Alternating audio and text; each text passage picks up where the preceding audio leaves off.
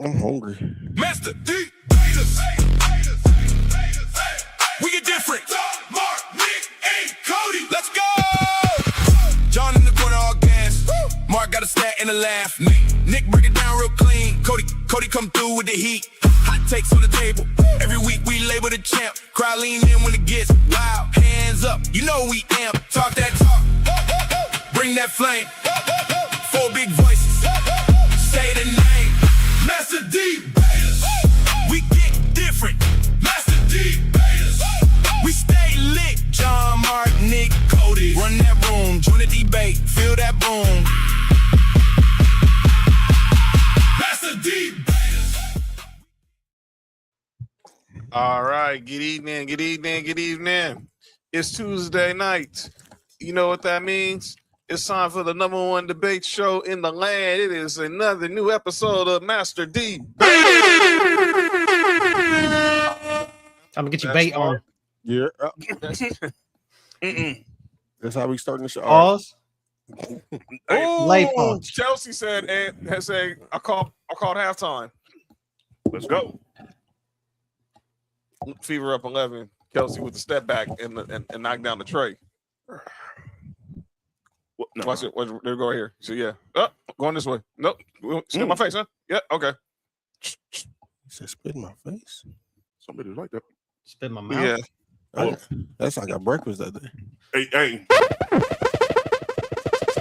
I don't need to hear nothing about no fucking no breakfast or no fucking no stories and no stories we picked up online. For sure. All right, here we go. But another new episode of Master D-Baters here on a Tuesday with your boys, John, Mark, She going Nick, crazy. and of course Cody in the building. What up? What up, fellas? What's up, everybody? Yeah, Got a real good topic tonight to talk about. We got some things in the NFL. We're talking about training camps are officially open for business. So we are officially a week away from the favorite time of the year, the Sports for You two-a-days. Starting next week in conjunction with Master Debaters, we will be hosting our first two-a-days of the NFL offseason, which will begin with, of course, are you good? This is the time of year that we make friends or we lose friends. We make friends and we lose acquaintances. Right? We done pissed people off about Jalen Hurts before. Yeah, I know that's what I'm saying. We make friends and we lose acquaintances. We're gonna see. We might be the same thing again this year, but we'll see. What's up, nudes? Noodle in the building. But next week we'll kick off our Master Debaters Sports for You two-a-days with the AFC and NFC East. So we gonna have some AFC NFC East talk here. Of course, you know Mark representing Bills Mafia. Yeah. We got Nessa representing the Dolphins. We got some people representing the Eagles. Nickel City jerseys, yay or nay? Yeah. I like the Nipple City. Yo, Nessa, relax. What happened? What you talking about? Hey, get out of there. Nessa, are you good? That sounds like something that you might catch on another website, maybe on Only John's. Bukkake special. Bukkake special was crazy. Blue? I thought you said blue cocky special was crazy. Wait. Drell in the building. Hey, Drell, what up, bro? August 18th. Drell. AFC, NFC South. So be ready. August 18th. I'll send you the info. I'll probably send out that info later on this week. But we're getting it all set up for the rest of the divisions as well. So yeah, August 18th will be the week of the 18th will be AFC, NFC South. So be ready. You know, you and Champ always represent for the Falcons. That blue cocky is crazy. We running both on Tuesday, or are we doing? We'll see who pulls up. We'll see who pulls up. We'll continue it on Fridays with me and Mark. I hope they pull out. But we got a lot to talk about. I don't discuss things I don't do.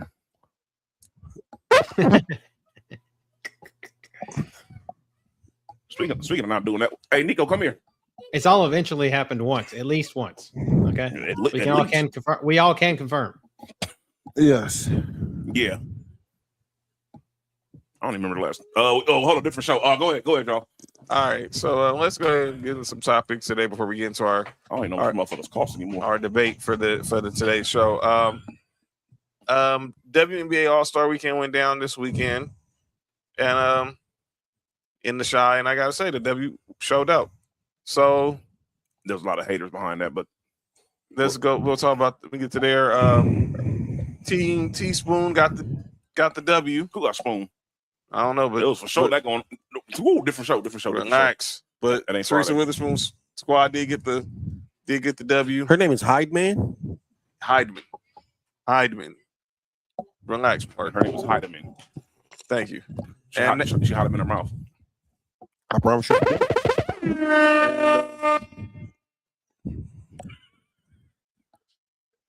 So and then they set a record of attendance with 19,783. Oh, that's dope. At the United Center. That's where the All Star. Damn, they ain't had that many people in the center since Jordan. Hey man, you all right? Since jorts were cool, is that what you're trying to say? I think that's what you were saying. Since jorts were cool, not. That's why. Oh no, they had he went up in there. That's why Bulls fans say LeBron. What happened? Talking about Nico, he went to Sophie's room. Shout out to Sonny. Sonny in the building one time for the one time. But, Sonny. But I said Team Spoon beat Team Coop. And Jonquel Jones. Hey, he played DN for the Raiders, right? No, what is wrong with you? Hey, fam, we're not doing that. We're not. That is positively insanely crazy. What's wrong with you, dog? That's not even his name. What's his name? You need to relax. All right, my bad. I told you, Mark. I knew something was wrong with Mark when he walked into the house. He asked me, "Was I okay?" I'm like, "Dog, y'all got an attitude with me when I walked in." Demon time, dude. The moment you walked in with the shakes, I knew something was wrong. Oh shit! I knew something. That's Arthur Jones. Oh. No, Chandler was played with y'all. No, he said it's a bunch of Jones. Hey fam, chill out. He said the Ravens. Mrs. Jones, Brother Jones, Mrs. Jones. What's up? Hey, moms. What we do now, moms? Oh. Hey, moms. Uh-oh, he in trouble. You all right? I'm okay, moms. We got a thing going on.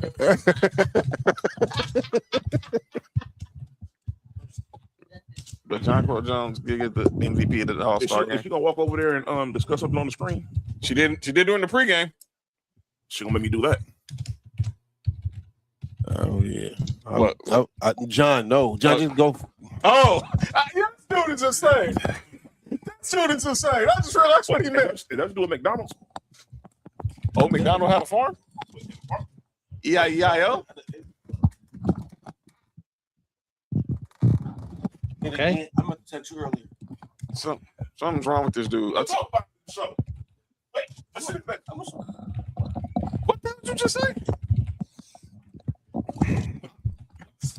Hold on, fam. Something's wrong with this dude. Really, I knew. Let's go, everybody. No, you get it together. Oh, I got it together. And you too. Relax. All they get put through the mattress.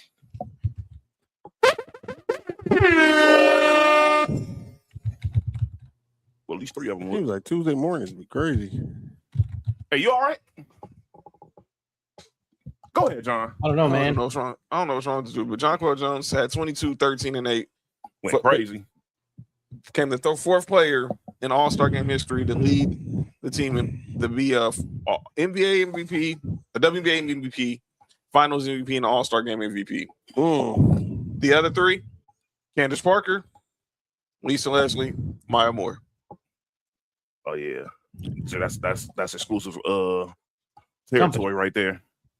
So congratulations to the W. Had a good weekend. By the way, Asia Wilson had the mic drop of the weekend. When they asked her about her relationship with Commissioner Kathy Engelbert, she says, "I already have a relationship with Kat. My relationship with Kathy is she hands me trophies when I win." I mean, that's GOAT talk right there. Good business response. Oh yeah, because it's basically it's not a lie. Yeah, so it's not a lie. Speaking of, Asia's gonna be a Hall of Famer one day, but we did have a Hall of Fame over the weekend. And that was the Baseball Hall of Fame went down this weekend. So congratulations to this new class of Jeff Kent, Carlos Beltran, and Mark's boy Andrew Jones went into the Baseball Hall of Fame this past weekend. I had 2 of those guys. Thank you. 2 of those guys played for me. 2 of them. We know. Yeah, 2 of them played for the Dodgers as well. But I was at the end of the. That was 8. But the best one played for the Braves. Man, one of 5 players. That's a good argument right there. I'd love to argue about the top 2 right there. Beltran was one of 5 players. I love Andrew Jones. In MLB history with 400 homers and 300 stolen bases. That was good. Andrew Jones was one of 4 players with 400 home runs and 10 gold gloves. And then Jeff Kent was the all-time leading, has the most home runs from any second baseman all time, and was third in RBIs among second basemen. And be reminded, he was on the team with Barry Bonds. Yeah, dude. That's crazy. Be reminded, and this was even more crazier. He's the first player to go in the Hall of Fame that was managed by Dusty Baker. Damn. That's even wilder to me. Dusty Baker only got 1 player in the Hall. No. Yeah. Oh, yeah, because the greatest player who ever touched baseball didn't get it. Exactly. Mm-hmm. Make it make sense. You're telling me That's like Jordan not going into the Hall of Fame. all right, Yeah, for real. but we're not gonna go there. But I want to get to, but for Mark, before we get into the debate, obviously your boy Andrew Jones is now One of these guys, the Kent fitting the bill for tonight's argument debate. is going to Cooperstown. Is now officially in Cooperstown. I wanted to play some video from Mark. So For we me? see about your boy Andrew Jones. True. So John Smoltz inducted Andrew Jones in the Hall of Fame this past weekend, and we want to play this video that was presented to him before his induction this past Sunday in Cooperstown. This is John Smoltz on his longtime teammate Andrew Jones. My first impressions of Andrew was we knew we had this young stud from Curacao. Still like a porno. The ball off the bat was the first thing that kind of stood out. Yeah, never changed. When you saw him take BP, you're like, wow, he had electricity off the bat. Oh, my God. Welcome to the big leagues, Andrew Jones. Then the biggest thing that you notice is Pause. defend. It's a play deep. It's crazy. Magnificent catch. Super fast. This might be the best catch I've Get in ever and get out. seen. Try to Had a great jump, had a great instinct. Andrew's throw is going to He was electric in every way and pretty cocky. Well, that's true, sir. That's what my girl It was described a me. controlled arrogance that he knew he was really good. You know, I will get any balls that can hit him. He's the best center fielder I've ever seen. Watch His you look ability over to here. know where to go and his feel for the game and positioning. From a defensive standpoint, I never saw anybody better. A diving catch in the game. Andrew Jones. He being biased. But I'm not mad at Andrew that. Jones, They I being don't know biased. that I had the career that I would have had. John Fly Smoltz. ball pitcher. He saved me a lot of runs. I just saw more hitters shake their heads when they thought they had a double or they thought they had a single, and he just took it away. That would have been a double at least. Glavine and Maddox may have given Andrew some days off because they were ground ball pitchers, but I'm sure he pretty much knew when I got on the mound that he was going to have a lot of action.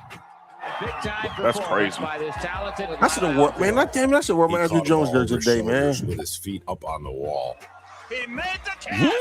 What a play. He put his feet on his balls. Spider-Man catching with his back to home plate. To this day, I just still can't believe he caught that ball. Everybody will be seeing this on national highlight reels. For Atlanta Braves fans, man, were they treated to a highlight reel every game. Many people around baseball say Andrew Jones is the most exciting and best center fielder in the game. They ain't lying. He saw the game differently, and that's that unique skill set where he was wiry, he could steal bases, he could do whatever he wanted to do, and his power came relatively easy. Andrew Jones, another game. It hurt. The bright lights were never going to get Andrew Jones. If there's anybody that could walk into Yankee Stadium, not care, not even feel like this is that big of a deal, and his first 2 swings, they had home runs off of Andy Pettit. Fuck out of here, Andy Petty. youngest player ever to homer in a World Series talking about. game. What a performance! That's not a bad argument there, Dro. And you could just tell Andrew was meant for this. What do you say? Going up to the plate, Best home defensive runs. center fielder all was time. like, this is what I'm supposed to do. 19 years old. You're not supposed to be doing this. 19 years old, became the youngest player to hit a home run in the World Series. Today, Andrew Jones becomes a member of the National Baseball Hall of Fame. Welcome to Cooperstown. The moment to see him inducted, I think, is full circle for our franchise, for the run we were on, for where we were before Andrew got to us, and where we went. 14 consecutive division titles for your Atlanta Braves. Glavine and Maddox. It was just the Braves, Chipper. man. Against the Braves, man. Now Andrew. It's why we had the Remember the success we days? did. They want a curtain call. My grandfather used to watch the Braves all the time. He's the measuring stick. I don't know if you'll ever see a better combination of Just call offense me. and defense. It's funny because that's my nickname. First What Hall is of wrong? Famer from Curacao, man. What is wrong with this dude over Who, here? Andrew Jones? No, you. Yeah. But wait, me? Yes. Negro, who else? I didn't say nothing. I'm sitting there watching Andrew Jones play. Yeah, John okay. Smoltz- Andrew Jones, the first Hall of Famer ever from Curacao, but your freaking Braves love players from there. Ozzie Albies, Andrew Simmons, Kenley Jansen. I can name a shit ton of Curacao. Kenley Jackson Jurickson Profar is from there. Whoa. We don't love him. Oh, yeah, I'm about to say, Yeah, but I'm just saying, guys that played Hey, that for is- Atlanta Nah. that were Hey, from Curacao. He's someone they don't talk about right now. yeah, man, you don't want to claim, bro. I ain't gonna lie. I ain't gonna lie. You can't. Yeah, you may, Yeah, he's. I don't know why you show somebody named Jurickson. Are you all right? Me? Yeah, Joe, what's wrong with you, fam. Are you okay? Mark? You want to hear from Andrew Jones? You want to hear from the man? Yeah, well, sure. Why not? Let's He hear played from for the man. him and Carlos Beltran both played for the Yankees too. So, shit. I don't count that. And I don't count any time with the Yankees. That's hate. I'm just saying that they did. I know. It's justified though. Yeah, And him and Jeff Kent both played for the Mets. and the Dodgers. God damn. That's right. They both was at the Dodgers. All right. So here's Andrew Jones. This is a clip from his Hall of Fame speech from Sunday, and talk about obviously how Cooperstown forever is home. Obviously, resigning with his former manager Bobby Cox and teammates like Greg Maddux, John Smoltz, Tom Glavine, Fred McGriff. Here's Andrew Jones. From the moment I signed as a 16-year-old, Atlanta Braves treated me as a family. I want to thank all Atlanta scout, Giovanni Vicesa, Bill Clark, Paul Snyder, Carlos Rios. That's what Trill be doing. Who signed me as an international signed free agent at 1993. Hot Mike. Decided to start my journey, and I couldn't pick a better team. To all my minor league managers, Paul Rongi, Jim Saul, Nelson Normal, Randy Engel, Jeff Cox, Bill Dancy, and all the coaching staff to prepare me to be a Major League Baseball player. Thank you. I also was fortunate to work with great coaches, Gary Pettis and Hall of Famer Willie Stargell. Thank you.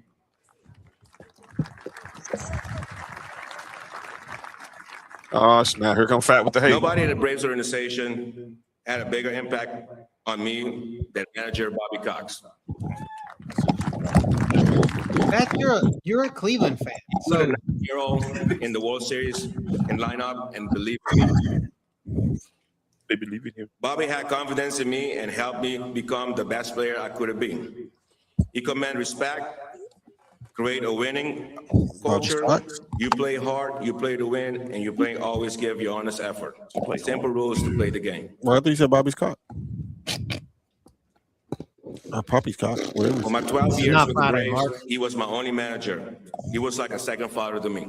It's like Papa Cock. I know he's looking down, laughing, and be so happy for me and my family. Thank you, Bobby. There you go, Bobby. Thank you, Bobby. God damn it, Bobby. And if I was in a slump, Bobby would send me to Hank Aaron office.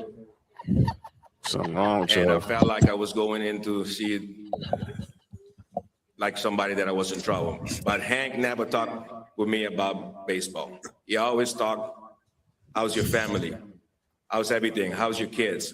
He meant to try to relax your mind and take your mind away from the game because he knew how hard the game was. Man. Hank was one of the greatest ever to play this game and an even better human being. We miss you, Hank. Thank you. Come on, Hank. Yeah. Oh, he said Hank. It's an honor to join Hall of Famer Chipper Jones. I thought he said, my brother from another mother. I thought he said those that Greg Hank. Maddox, Yo, Don Glavine, John Smoltz, Fred McGriff, Ichiro Suzuki, CeCe Sebastian, Derek Jeter.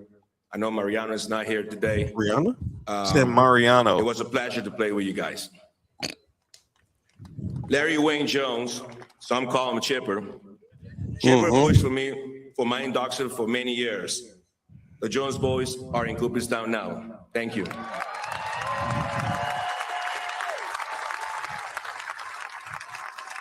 My favorite Brave of all time. By the way, Fast said it's Ken Griffey. There's not no debate who's the greatest defensive center fielder of all time. Now, no, I'm not disagreeing with that. But my biasness, Ken Griffey Jr. Yeah, my biasness does say Andrew Jones. But if I speak without biasness, that's tough. And Ken Griffey was different. I was just thinking, I was like, he was saying somebody, and I was like, who the fuck are you saying from the Indians or the Guardians? I'm like, oh, nah, you think it's great.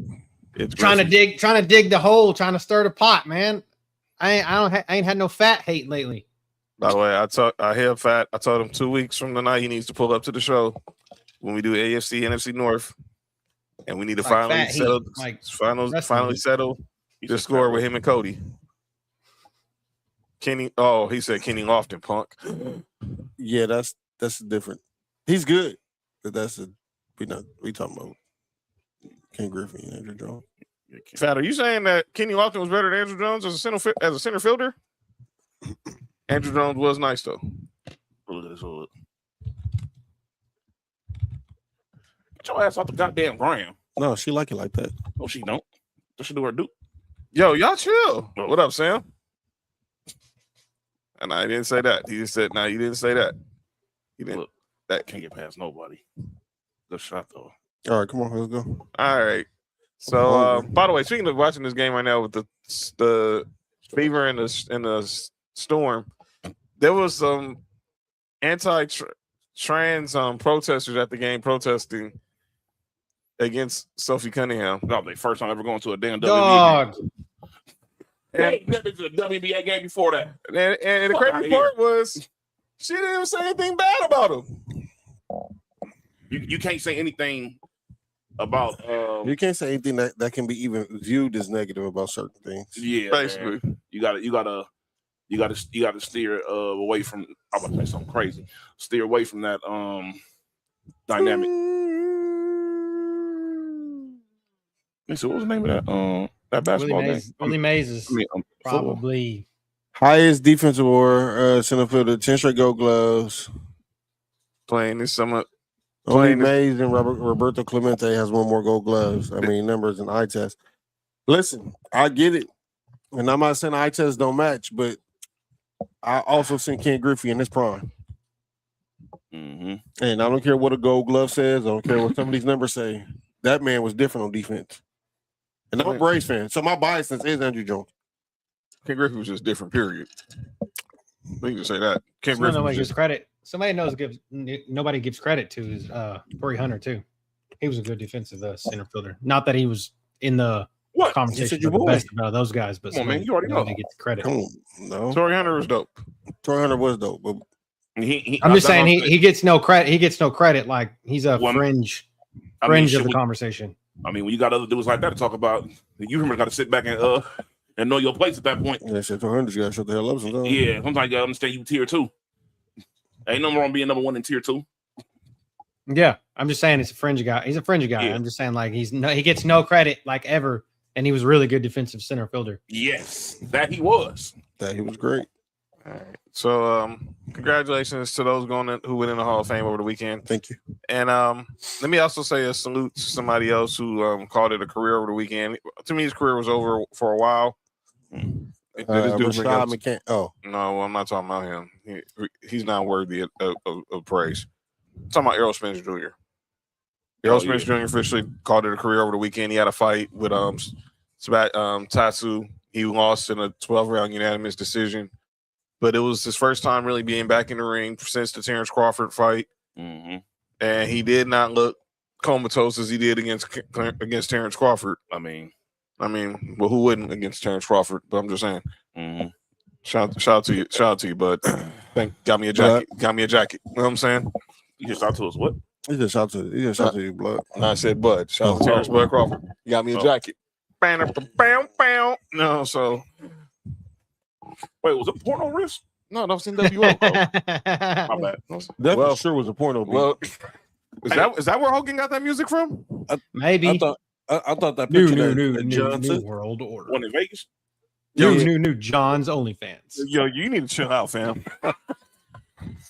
You really need to chill out, fam. Hey, that picture was positively crazy. That's funny.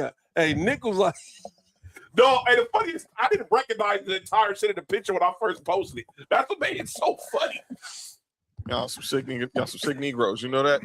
All right, but shout out to Errol Spence, who called it a career, future Hall of Famer for sure. All right, y'all ready?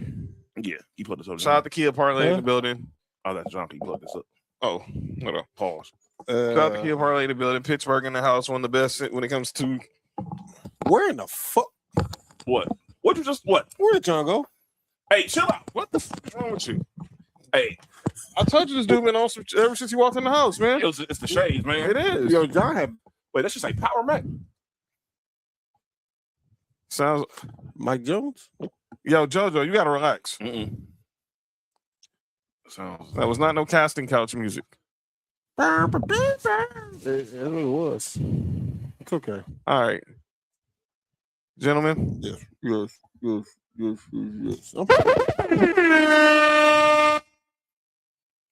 I think it's that time. Is that time?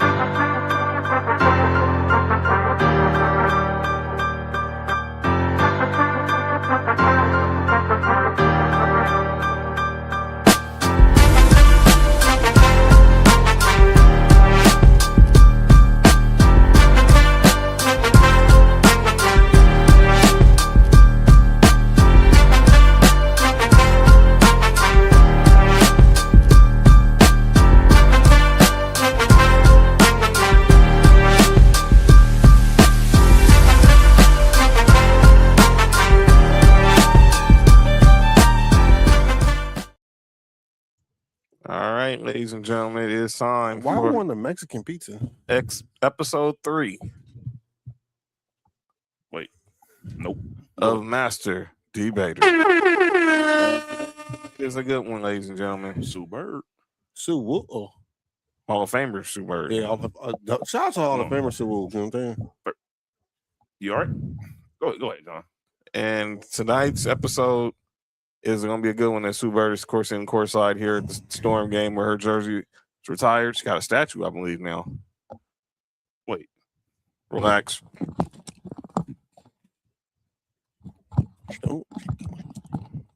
She's single now, that's why. John, what you just said without saying nothing is the funniest thing in the world. And it still made so much sense. All right, come on, let's go before John get in trouble. All right. The worst MVPs of all time. So this is a top big 3 of who are some of the most overrated, over talked about MVPs in all of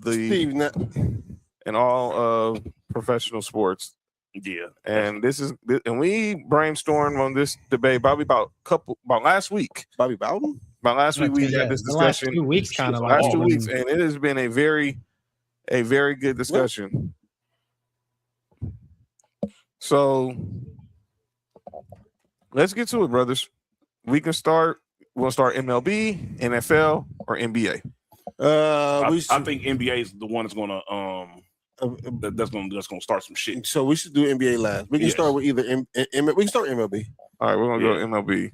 All right, NFL will be easy because mine was probably definitely the worst.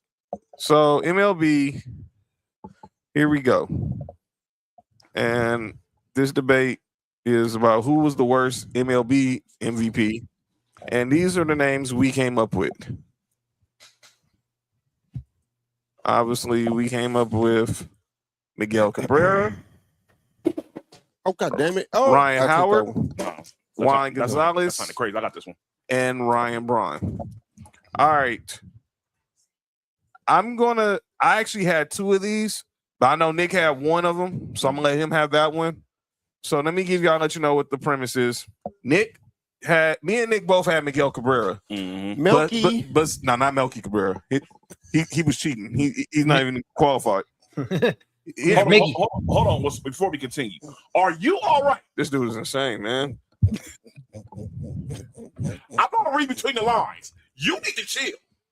I told you the dude was on some stuff. As soon as he walked in the house, You need to relax. He trying to act like nothing was wrong. He knowing he walking in my house wearing shades. John had an attitude with me when I first walked in. Because I just know you, man. That Kelsey? Yeah. Plum? Kelsey Mitchell. Kelsey Plum to play today. She's still hurt. So Nick has Miguel Cabrera. I think who had Ryan Howard? Was that you? Was that Mark or was that you, Cody? I did. I had Ryan Howard and the 98 version of Juan Gonzalez. And Juan Gonzalez, and then I had Ryan Braun. You said that was me because of Philly? I mean, I do think all Phillies MVPs are overrated, but I just wanted to make sure. I ain't know. Okay. But yeah, there we go. Ryan Gonzalez was yeah, we're getting there, Sam. We're getting there. So let's go ahead and get started. Why not? Juan Gonzalez was the ones that's from it. Can you put it off to the side, John? Or is it just because that's what I'm doing right now. I'm trying to get to it right now. He got it from Hong Kong and TJ. Shout out to Hong Kong. Shout out to Hong Kong. See, I can't get to the. Oh, we can't minimize him. Nah, I can't. Let me see if I can. Hold on, I got no way to do it. Hold on. But go ahead, Cody. Which one you want to start with first? You want to go with Ryan Howard or you want to go with Juan Gonzalez? It doesn't matter. Whichever. I mean, you guys want to talk about it's fine with me. Cody, get the Philly up out of here. Hey, Cody, what Juan Gonzalez did you have? Oh, you said 98. I had 98. I had the 98 Juan Gonzalez. I had 96, and this is the you had reason the 96 one over King Griffey Jr. Yeah, yeah. So if you want to just put it off to the side, like we can. I got it with Ryan Howard. So Ryan Howard in 2008. That's who I picked. I picked him because he won over Albert Pujols, and the WAR difference there was, of course, Ryan Howard was blasting bombs, right? But dude wasn't my air blasting bombs. He wasn't shit. Now my brain is gone. Okay, so Ryan Howard won it in 2008, right? Was it 2008? 2008. Yeah. I'm getting there. I'm getting there, Sam. Just be patient. I'm gonna get there. Hold up. Didn't he? Did I fuck this up again? No, he won it in 2008. Yeah, he won 2008. Yeah, so Ryan Howard's WAR was like totally off, and that was the year that Ryan Howard got onto the map and was blasting bombs. And so the reason why I thought he was the worst MVP because no, it was 2006. Did I put 2008? I meant to put 2006. It's my fault. Okay. And I fucked this up. 2006. And we with you. Yeah. Don't worry, my phone 2006. My phone died. All my notes is on there. No, it's 2000. I fucked up and put 2008, which I guess maybe I was stupid. But here we go. Now this threw me off. So, anyways, the WAR difference was 5.2, which everybody knows wins above replacement, and Albert Pujols was 8.5. So in 2008, it was just flip flop. So Albert Pujols landslided him in 2008, but in 2006, Ryan Howard won. So he had like 58 home runs and 149 RBIs, but Albert Pujols had he had 49 home runs, 137 RBIs, but he had a 671 slugging percentage and over 1100 OPS. So I felt like Albert Pujols was a better defender than Ryan Howard was. He was a better I thought was better hitter. I mean, he played in less games that year and was only 5 hits shy of, and he could steal bases at that time. Ryan Howard was just, I just felt like he was just a mediocre, generic, like creative character baseball player. Like if you put a guy in MLB The Show and you wanted a baseball player that didn't really run, was that mediocre at fielding and could just hit the ball, that's what Ryan Howard was. And I felt like that year, that was Ryan Howard in a nutshell. He was basically just a home run hitter. Yeah, and that's what got him by. And then it showed later on in his career that that's really what he was. I mean, he started getting hurt. He started crumbling. He wasn't even, in my book, he wasn't even as good as Prince Fielder when we saw Prince Fielder take the nosedive later in his career. And he was kind of the same. He was kind of the same guy. And Prince Fielder just never won a MVP, yeah, or a World Series. What he say? Looked at raw numbers. Didn't value overall. Overall game. Yeah, because he wasn't like he didn't. And 2006 was a fluke year too. I could have used Justin Morneau as well. Justin Morneau on the AL side sucked as well.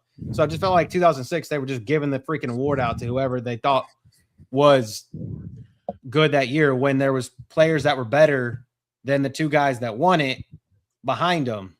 And I just don't feel like he was the reason why. I don't even think he was the best player on their team. Jimmy Rollins was way better. So that was why I think Ryan Howard in 2006 was worse. I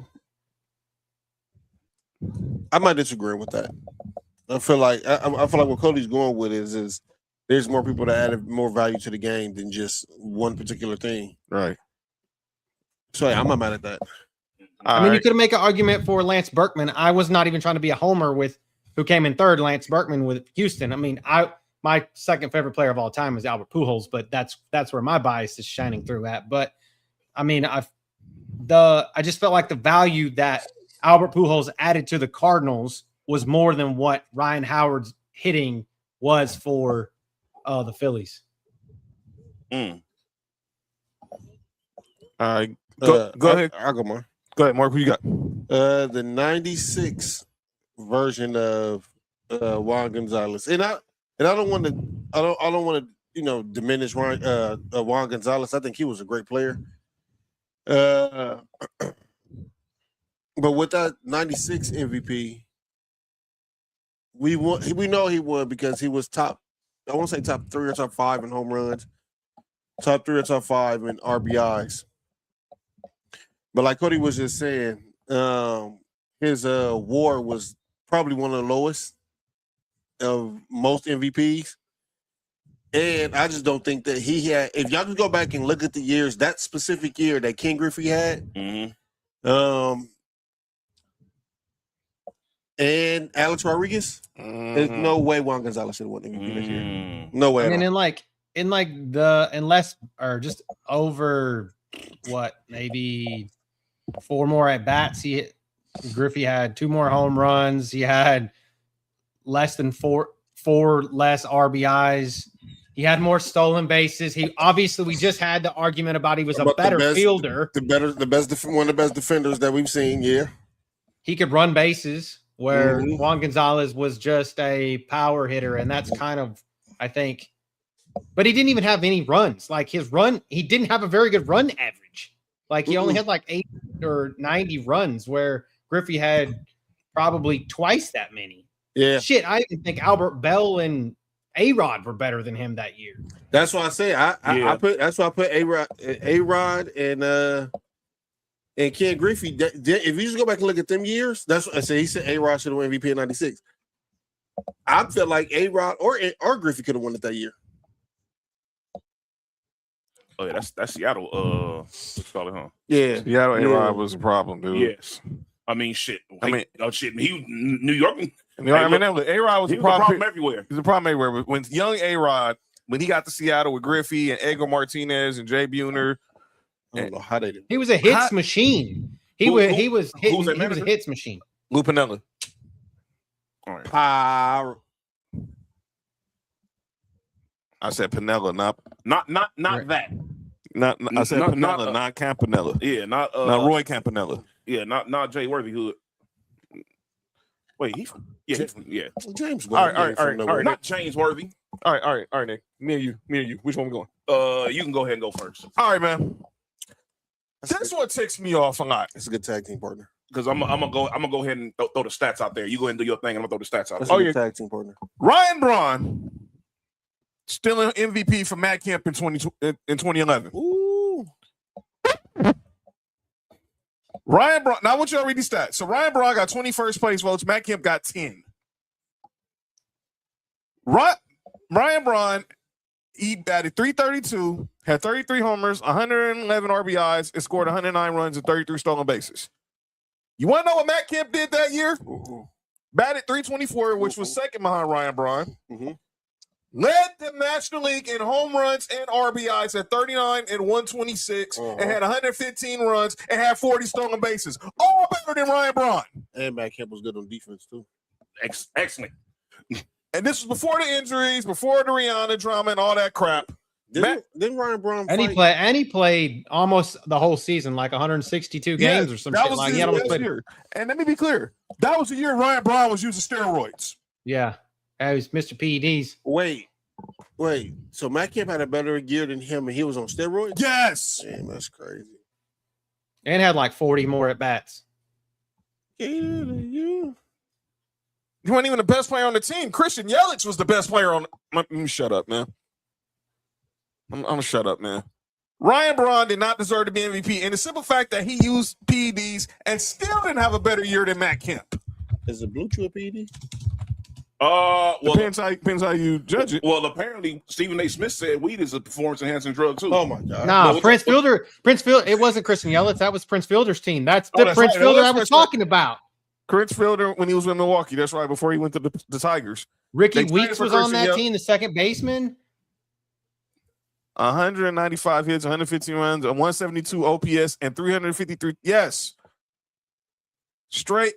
And Ryan Braun admitted he eventually, and he came out maybe a few days later that Ryan Braun was on the juice.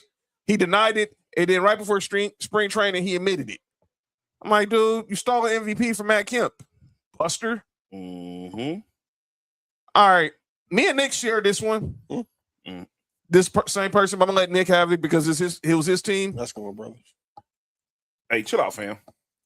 I know the importance of the Triple Crown. Yes, and I think that's the reason why he won. And let me be perfectly clear. Relax. Outside of that, there was nothing Miguel Cabrera did better than Mike Trout in his rookie year. Let's break it down. Wait. We got you. Hold on, Mark. I just want to hear. Milky Cabrera won a Triple Crown that year. Yes. And the first one since 1967. And also, that should have been a different MVP. Yes. Okay. I'm going to tell you why. I'm listening. Yeah, what I got it. Go ahead, Nick. Tell him. So Cabrera had 22 first place votes. Mike Trout had 6. Stupid. All right. So here is the numbers right here. So Cabrera, his WAR was 7.1. Oh. Mike Trout's was historic 10.5. True. Mike Trout had 129 runs that year compared to Cabrera's 109. Well, you all right? All right. So Cabrera had 44 home runs. Mike Trout had 30. Look at the stud blood. Now Cabrera had 139 RBIs, which is completely crazy. Number one. 50 more. That's crazy. And Mike Trout had 83. Wait, Mike Trout only had 83 RBIs? Yes. Okay. Mike Trout had 49 stolen bases that year. Okay. Led the Cabrera league. had 4. Yeah. The batting average is literally divided by it's 0.330 for Cabrera, 0.326 for Mike Trout. Okay. The slug's not that much off either. That sounded crazy. But the thing is, it's like this. Both of them had historic seasons. You feel what I'm saying? I think that if the triple threat, the Triple Crown was the one that was what probably got him it because it was the first one since 1967. So, which spoiler alert, this might lead to basketball later on. But you don't find many women got all three good hoes. You feel what I'm saying? You good? And Cabrera did have better team success. I think that is the main reason. Because what we saw Mike Trout do as a rookie is absolutely positively insanely crazy. Don't get me wrong. True. Him becoming number 2 as a rookie is crazy. And let's not act like the Angels were bad that year. We missed the playoffs by still being 89 and 73. Do you know there's a common thread in the last two that we just talked about? When the wins against replacement war. That and Prince Fielder.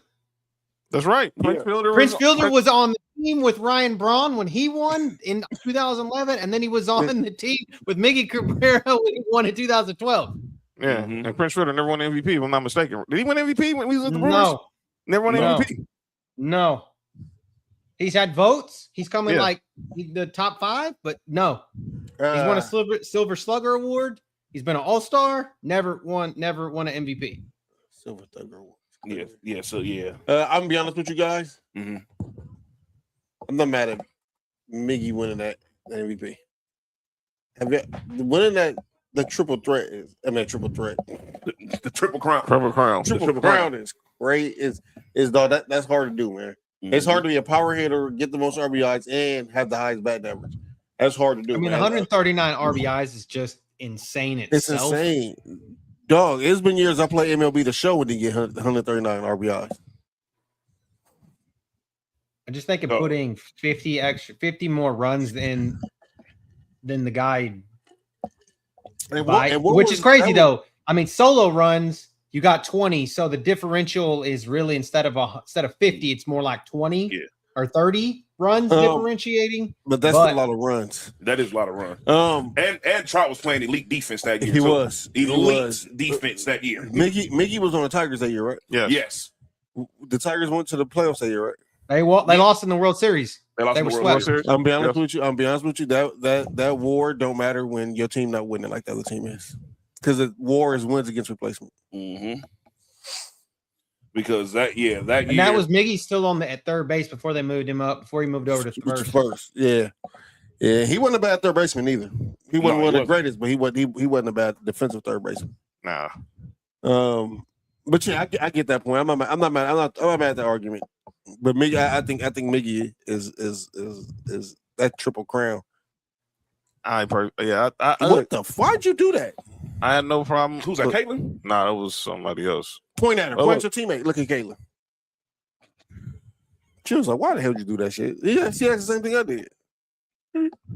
What's even more crazy is the same two were the next year too. Yep. And Miggy won it again. Miggy won it again over Mike Trout. Yeah. How many? But it's such a it was a landslide both times, like 20% of the vote versus 5% of the vote. Or 20 votes versus 5. Look, here's the thing, everybody. Let's not use recency bias. And I'm being extremely biased when I say this. We're not gonna act like Mike Trout wasn't like a baseball god for like 10 years. Right. Oh yeah. Like let's not do that. Dog, are y'all saying somebody he could have won 6? He could have won 6. Yes. In 10 years. Yes. Mike Trout was the best player. They hit him like they hit on LeBron. Yes. Only because Artie Moreno. If he had better support. So starting in 2012, he was number 2. 2013, he was number 2. He won it in 2014. He was number 2 in 15. He won it in 16.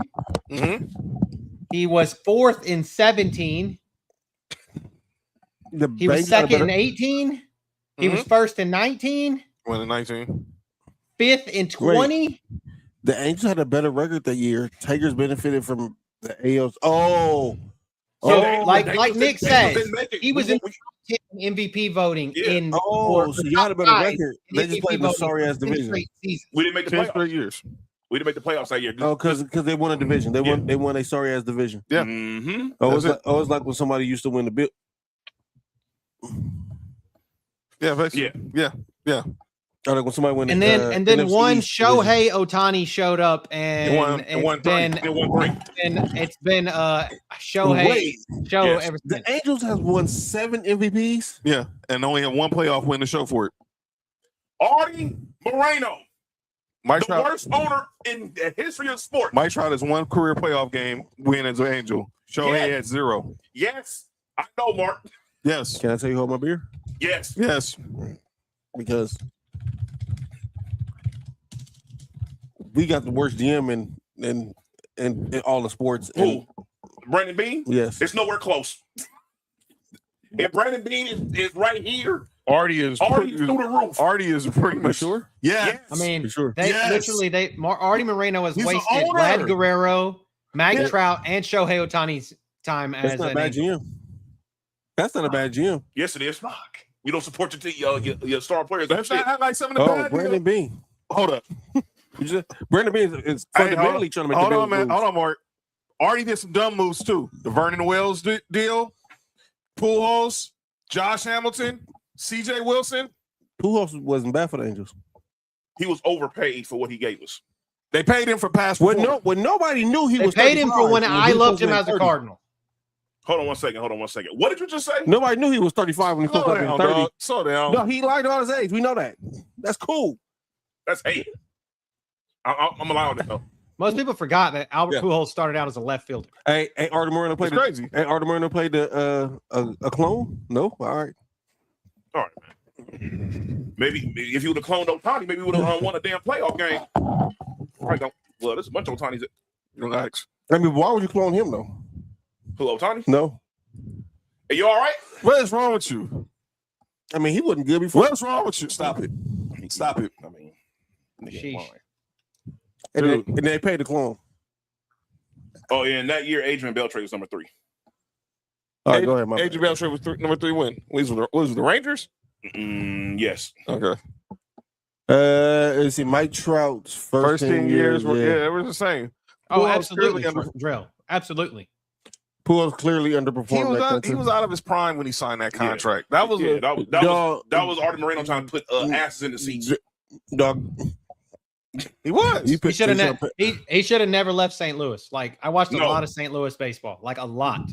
Dog, the problem is Artie Moreno didn't know how old Albert Pujols really was. No, Artie Moreno And knows. you could not like once the Cardinals or once the Astros moved out of the NL Central, I got to be actually a fan of them because I didn't Watch have to them. root against them. Yeah. So I could be a Cardinals fan and a Stros fan and be happy. Yeah. Nah. I wanted that in a World Series so bad. I got it in an NLC buckets. championship, but All right. Let's go. You want to go to NFL?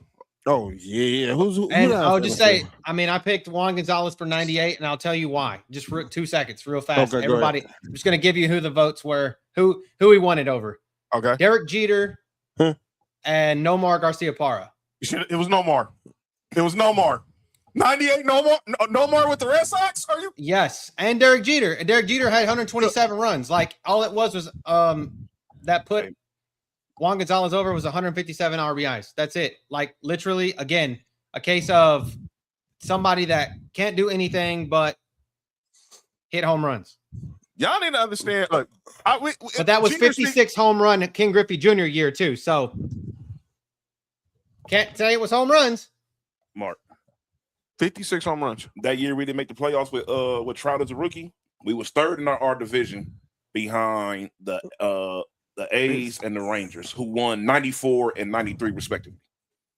That's insane. And the Tigers won their division with 88 wins, with the Oh. White Sox being number 2 at 85. And I then take that back. The war does matter there. Yes. the war definitely The matters. war definitely matters. It was War definitely historic. matters.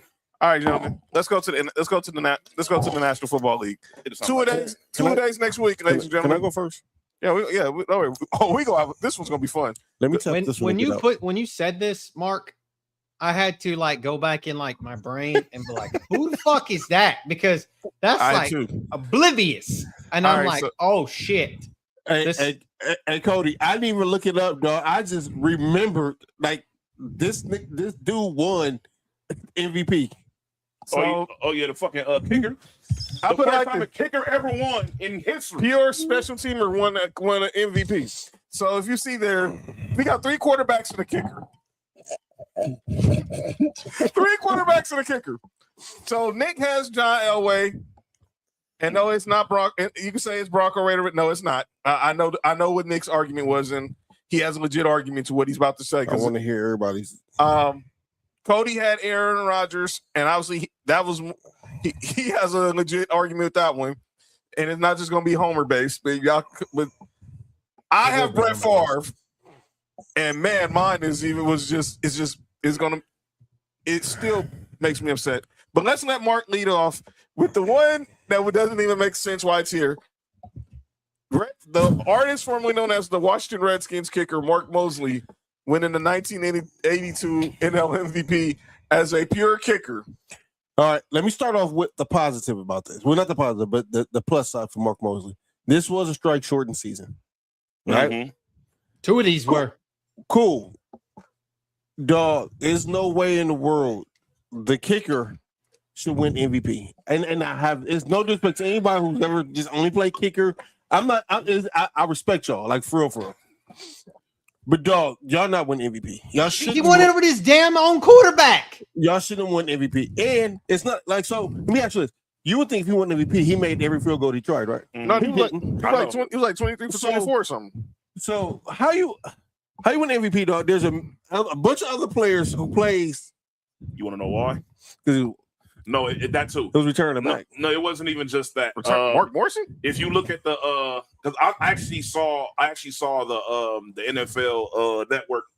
I forgot what show it was called. They actually did something about this. He scored most. They couldn't score on offense that year. He scored most of their points. Wasn't Theismann? Yes, I agree. He was over Theismann. Yeah.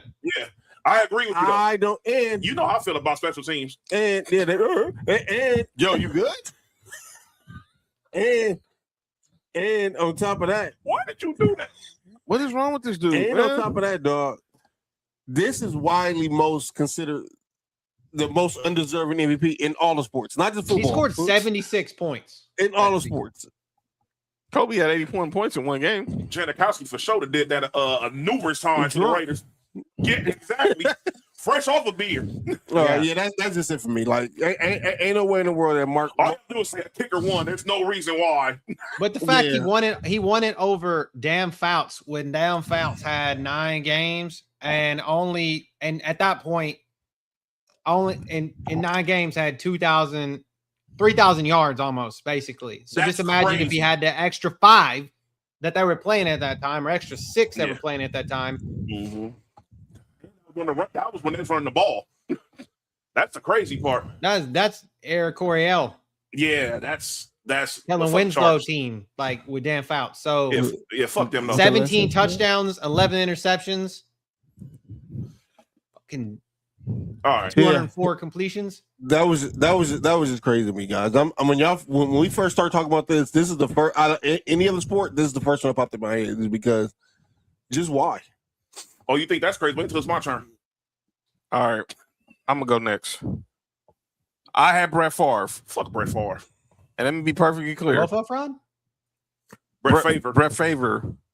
He 5-8. shared the MVP that year with one Barry Sanders.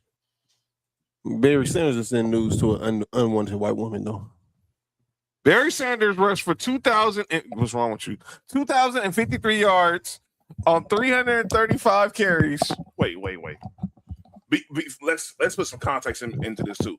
When was the last time? Well, it was probably like Eric Dickerson was the last person to rush for 2,000 yards. Yeah, up to that point. Yeah, up to that point, probably. When he broke the record. Wait, hold on. I'm looking at these stats, John. Just get to the point. Because I see what Barry Sanders rushed for, and I seen what Brett Favre threw for. Go ahead. 300, 6 yards a carry, 11 touchdowns. In the Became the third NFL, player dog. in NFL history to rush for 2,000 yards in the season. Dog, in the NFL. Brett- This is not college. Brett The Favre, third time. He's putting I up know. college numbers in the NFL. I know. Brett Favre threw for 3,867 yards, led the NFL in touchdowns with 35, had 16 interceptions, and won his starting MVP. He wasn't even the fucking offensive player of the year. That's all you need to know. Who was offensive player of the year that year? Barry Sanders. Barry fucking Sanders. Hey. I'm not going with the argument because when Josh Allen won the MVP. No, sir. No.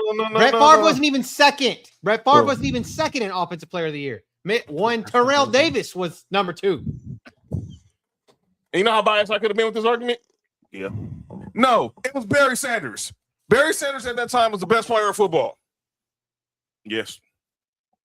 Dog, he averaged 6 6.5 yards a carry. With that trash ass offensive line. No, damn all that. I don't care if you had a great offensive line. This is 6 the yards. NFL, dog. You don't average 6 yards a carry in the That's NFL. Madden on rookie mode. That's crazy. No, that's 6 yards per carry. I think dog, what- that's Reggie Bush. I think this is what killed him. I think this is what killed Barry Sanders is because he only had Their 3 record? touchdowns. 3 touchdowns Oh yeah, over that's what killed 2,000 him. yards. 3 Yo, that- touchdowns over. Yeah. Well, anybody who remember watching Barry Sanders is when they get to the goal line, Mm-hmm. You go backwards. they didn't give him the ball. Nope. Team that had him, Herman Moore, Johnny Morton. They had Scott Mitchell at quarterback. Scott Mitchell was a drunk. But I like Scott Mitchell. He should have won off of that alone. We're having Scott Mitchell as a quarterback. Yeah. Actually, All no. right. He said he had 11, but according to the votes, it said 3. That's weird. He had 11 Oh. touchdowns. Said it right here. 11, He had 11 touchdowns. 11 Oh, touchdowns. that 3 year. receive. He had 3 receiving. That's So he where had the 14 where total the voting touchdowns. was. 14 total. So basically, that might even include how many yards he had receiving. Come on, man. If he had 2,000 yards rushing, Dog, do y'all Tony, find out how understand? many yards Barry Sanders had Dog, receiving that year. no, I guarantee you. 6 Three- yards per carry is Dog, crazy. do y'all 305. 24 yards from scrimmage. No, everybody just stop. Do y'all realize he had 305. 6? How much, Cody? 305 receiving. 305, and he rushed for 33 receptions. 33 receptions for 305 yards. Do y'all understand that this man rushed for 6 yards a carry on 335 attempts? Yes. Dog, you know how you carry the ball that much and average 6 yards a carry? Because their team was He trash, averaged Mark. 9.2 yards a reception. Bam, Bam. bam. Receivers Nah. don't, dog. All right. Receivers don't even do that. Sorry, Brett Favre. Yeah, get Brett Favre the fuck out of here. He had 2,358 scrimmage yards from scrimmage. Yeah. Fuck him. 14 total touchdowns, 6 yards, Yeah. 6 yards a carry, and 9 yards of reception. Yeah, get Duke up out of here. Come on, man. And Brett Favre went ahead and stole money from the blacks. So fuck Brett Favre. Mm-hmm. Drell said last 14 games of the year, he ran for exactly 2,000 yards on a 143 yards.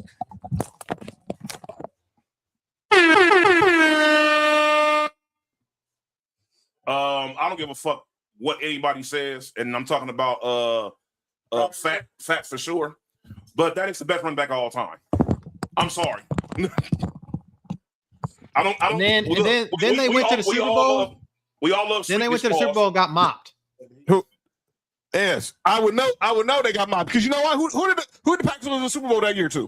I wonder Oh, who. one John Terrell Elway. Davis.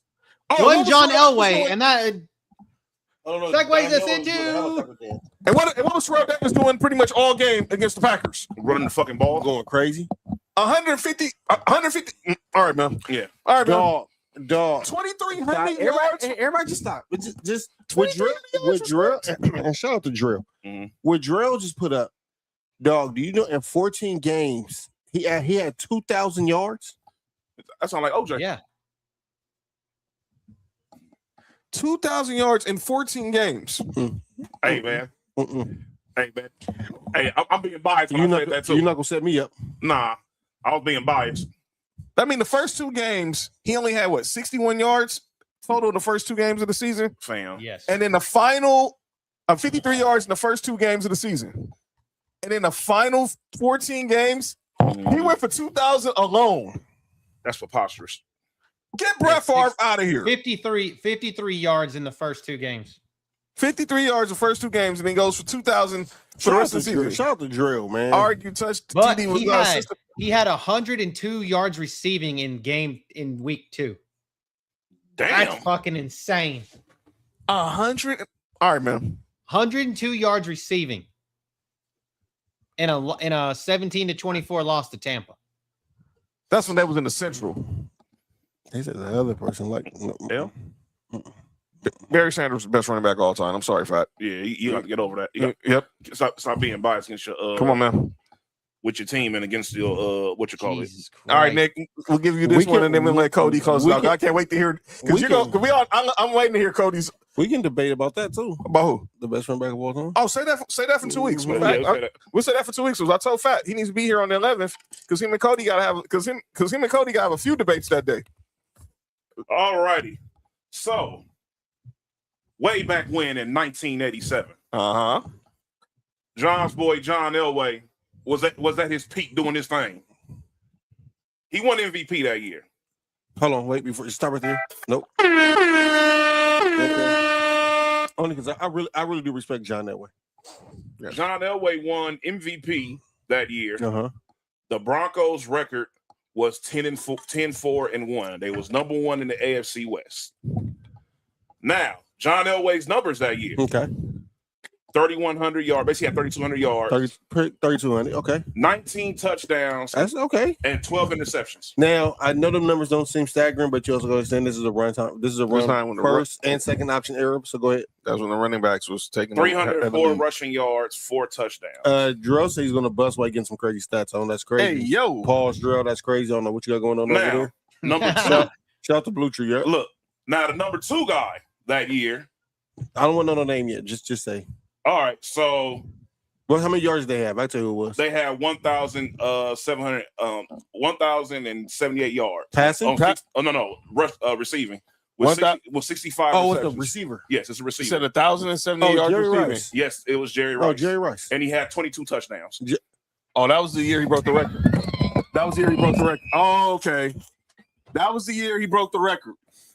That was the year he set the record that Randy Moss ended up breaking it. That it took 20 years for Randy Moss to break. Fam, he got 22 touchdowns on 65 receptions. So basically, that's a quarter of his receptions, dog. That means 43 of the times he did catch the ball, he wasn't getting in the end zone. 20. Oh, you know what's even crazier? No. This will piss you off even more. What? So the person was number 3, right? They had 3,054 passing yards. So they had a little bit less. Yeah. He had 31 touchdowns. Dan Marino. And 13 interceptions. Dan Marino. No. Joe Montana? Yes. Wait. Excuse me. Stop. Everybody stop. John. Yo, everybody stop everything. Cut the beat. Hold up. How many yards passing? He had 3,000 yards passing. He basically had less than 100 yards difference between both of them. Hold on. He had 3,000 yards passing. Pretty much the 3,000 yards passing, right? John Elway. Basically 3,198. 3,200. 3,200 basically. And Jerry Rice had how many yards receiving? 1,078 and 22 touchdowns and 1 rushing touchdown. So he had 23 touchdowns in total that year. As a person who played quarterback, man, sometimes this award is quarterback bias, man. It's not quarterback bias. It's not quarterback. The quarterback was number 3. Nah, but the quarterback should have been number 1. The receiver should have been number 1. That's the problem. Wait, they sponsored by Tampa. The quarterback. By the way, Drell said Jerry Rice almost averaged 17 yards of reception that year. Fam, you had 65 catches that had 1,000 yards. You almost and averaged 22 touchdowns. Excuse and me. you almost averaged 17 yards a catch. Excuse me. Again, this is a And you know what's strike crazy? shortened season as well. Look, Strike shortened season, sir. Yes. 2012 12 games that year. That was 12 the strike games. season. Remember strike season? That was the nigga could have had like 30. The nigga could have had 30. Mark, you want to hear something? Jerry Rice out of pocket, man. Mark, you want to hear something crazier? You know who was the offensive? Guess what John Elway was an offensive player of the year that year? 17. He was number 3. And Jerry Rice was number 1. And guess who's number 2? Joe Montana.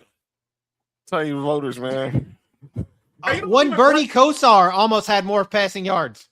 Yes. Bernie freaking Kosar. No, you know what's even crazier? Go ahead. You can say it's the record or whatever, right? Mm-hmm. John, the 49ers went 13-2 that year, John. And we won what 13 and what was our record that year? We was 10-4-1. Yes. Yeah. These were that was voters fatigue. How many? Fam. That was voters fatigue. All right, so look, you think I voted fatigue? All right, go to 1986. 16 game. Drell said had they played the full season, Jerry Rice would have finished the season with 1,440 yards receiving and 29 touchdowns. Oh my lord. Oh my lord. I'm not about to even talk about the MVP the year before. Oh my God. You want to talk, dog? This could be a debate in its own. This is 88. This is 86. Look, John.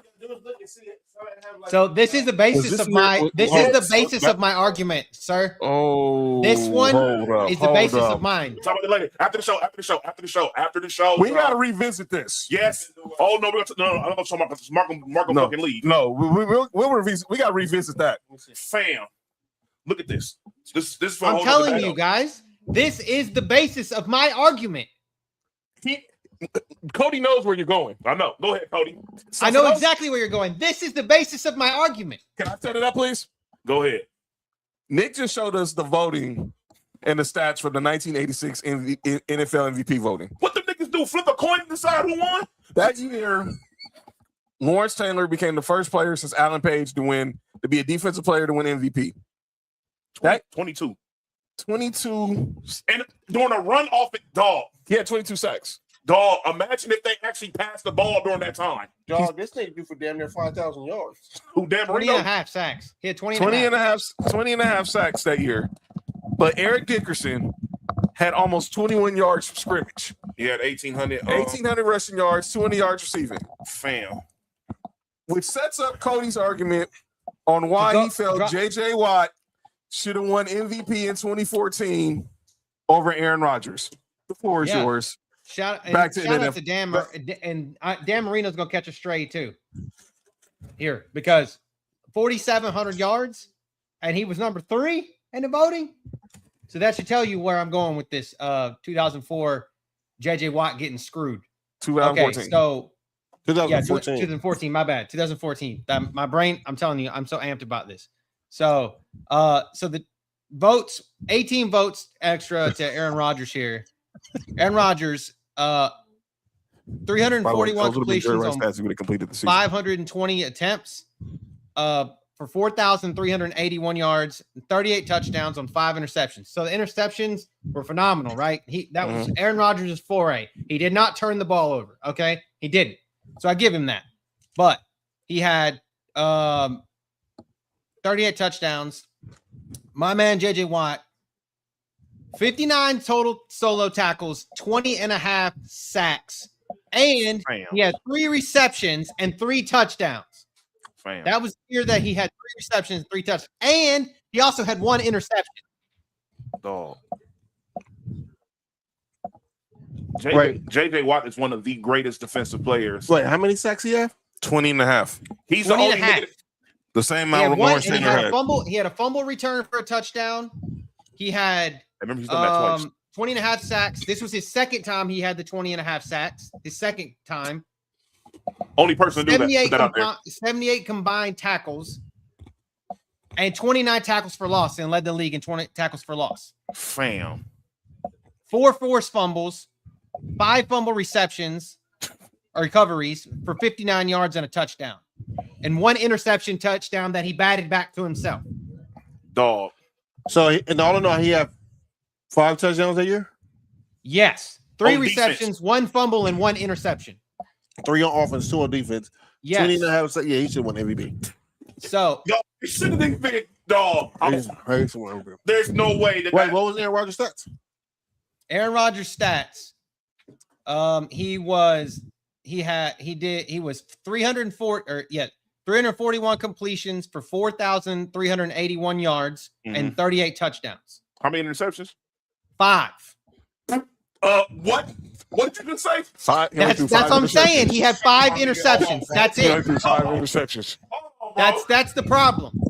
That's what got him this MVP of not turning the ball over. I need you to do me a favor before you go there. Go look at Aaron Rodgers' MVP season from 2011. That's what he won.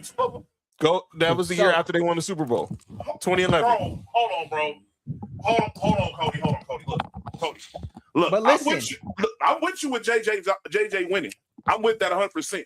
But the stat you just told, that right there, 5 interceptions at 38 with like 4,300. Yes, I agree. I agree 100%. Oh my But God. he was number 7 in passing yards.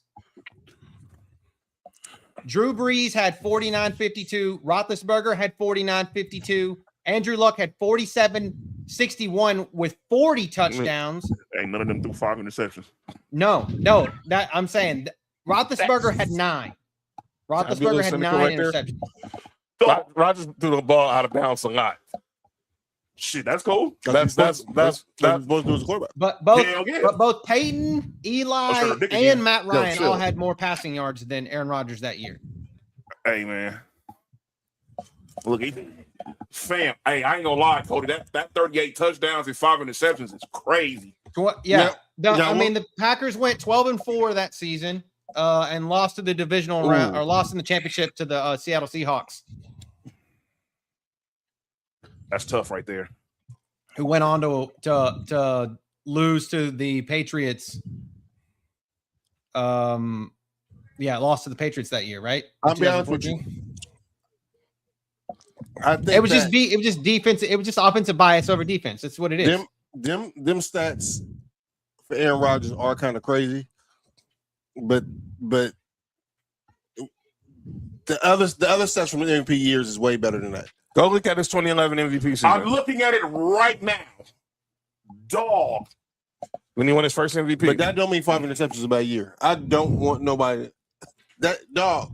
A quarterback only throws. Drell said Aaron Rodgers 2020 year clears this one. What you got? Read his 2011 season. That was he won over Drew Brees that year. Yeah. Now listen, Drew Brees threw for 5,400 yards that year. Yes. 46 touchdowns. 14 That's when he broke the record, right? Yes. Mm-hmm. Aaron Rodgers threw for 4,600 yards, 45 touchdowns, and 6 interceptions. Go look at 2020. Wait. The nigga He do the same. He threw 11 interceptions in 2 years? In his 2 MVP years. 2 MVP years. He threw a total of 11. Yeah. In 2 MVP campaigns. Go look at 2020. Wait, he said 2020? That was when he went back. The year he went back. But he has 106. Like the thing is like he always he went like he went back to back in 2020 and 2021. He chucks the ball out of bounds a lot, so he has a lot. His completion to attempt percentage. It's a big gap because of that. Hey Cody, as a coach, that's what you want your quarterback to do, though. Oh, of course, yes, I know.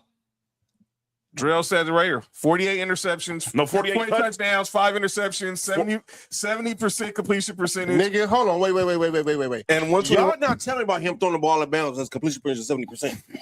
Yes, y'all not telling me he's throwing the ball out of bounds and the completion percentage is 70%. Yes. Because he's not turning I the don't ball. want to hear about him throwing the ball out of bounds and his completion percentage is 70%. And he had 4,300 yards. All right, man. 4,299. But The Aaron Rodgers hate that people have. If Aaron Rodgers, dog, listen. Aaron Rodgers is everything off the field. They had nothing to do with football. We all love Tom Brady, dog. We know Tom That Brady. was in 2020 is the year that he won it over Josh Allen when Josh Allen had fucking 4,500 yards. Josh Allen had 4 MVP votes that year, the first place votes. But look. And he rushed for 3 rushing touchdowns also. Look, we know Brady's the GOAT, right? Yes. But we're not going to act like if you didn't put Aaron Rodgers over there in that same situation, that the similar situation may not have happened. It probably could have been better. Absolutely. That's all I'm saying. I'm saying give me Aaron Rodgers, give 07 Rodgers with a defense. Give Rodgers Randy Moss. Dog. Give Rodgers Rob Gronkowski. Nigga, I think he won one of those MVPs with Jordy Nelson as his number 1 option. And that's nothing against Jordy Nelson. But dog. Sorry, Cody. But you feel what I'm saying? You, Nick. My bad. That's why I laughed. I can't help it. Sorry, Cody. Dog. Damn, man. No. Aaron Rodgers is not the greatest thrower of the football ever. He's not. He's number 2. I wouldn't say he's number 2 neither. Who's number 2? It's a black quarterback.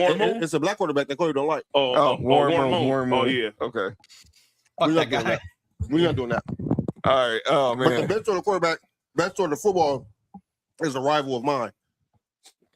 And that's not close. Especially when you put some coke over it. Never mind. Yeah, 2014 was Jordy Nelson was number one option. 98 receptions. Cody went out there crazy on offense. Fam. I told you. I showed y'all today, dog. I look more like Aaron Rodgers than I do Jordy Nelson. Shit. The Jordy Nelson. But the joke is funnier when it's Jordy Nelson. Because he's got like Jordy Nelson got smushed ass forehead and shit look like this, bro. Dog. Hey, Cody, it's the buzz cut, dog. Cody, what you got to understand here is what's funnier, not what's true. I think. know. Hold on, y'all. I'm about to put something in perspective for y'all real fast. Kaden Clark got 32. Yeah, she going crazy. She had 14 in the third quarter, but Kelsey Plum had 18 in this quarter. Well, Kelsey Mitchell going crazy. Kelsey Mitchell, that's my bad. I ain't gonna lie to y'all. Aaron Rodgers for his career has 527 touchdowns. Yes, and 103 interceptions. 123 interceptions. Yeah, and you want to hear something even crazier? He's never had one over 10. No. Over 10 over the past 4 years, he had 12 interceptions and 11 interception season. Right. And those are his worst was in 2008. That was his first year. He had 13. He's only had double-digit interceptions 4 times in his career. I think he ends up probably 6 all time in passing. 4 times in his career, he had double digits, and 2 of them happened when he was old. Yeah, I'm just saying. I think he ends up. I think he settles in at 6 all time in passing. Dog. Yards. I think Stafford ends up passing him this year because Rodgers retires. Man, if Rodgers didn't get hurt and they would have pulled the trigger early on getting rid of Brett Favre, oh man, who knows what happened?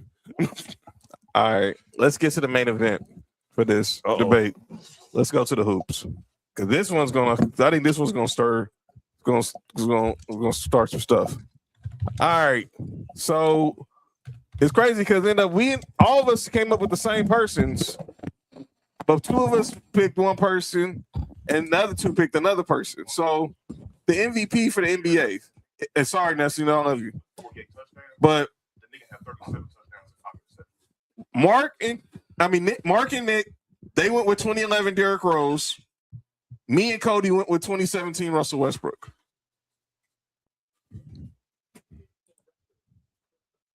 In 2018, this nigga had 25 touchdowns and 2 interceptions. Was he hurt? Was he hurt? For the season, John. Was that year? Did he get hurt that year? Played, so we're doing this. We're doing NBA right now, right? Yeah. NBA. He played. He played 16 games that year. I think they was terrible. They was 6-9-1. Okay. But they went 13-3 the next 3 years in a row. That had to be McCarthy's last year then. Yeah, for sure. What year was that again? 6-9-1. That was 2018. Yeah, that was McCarthy's last year because that was McCarthy's last year. Then the next year they hired him before. It was 2010, 2011. What? Yeah. Yeah. So 2010, 2011.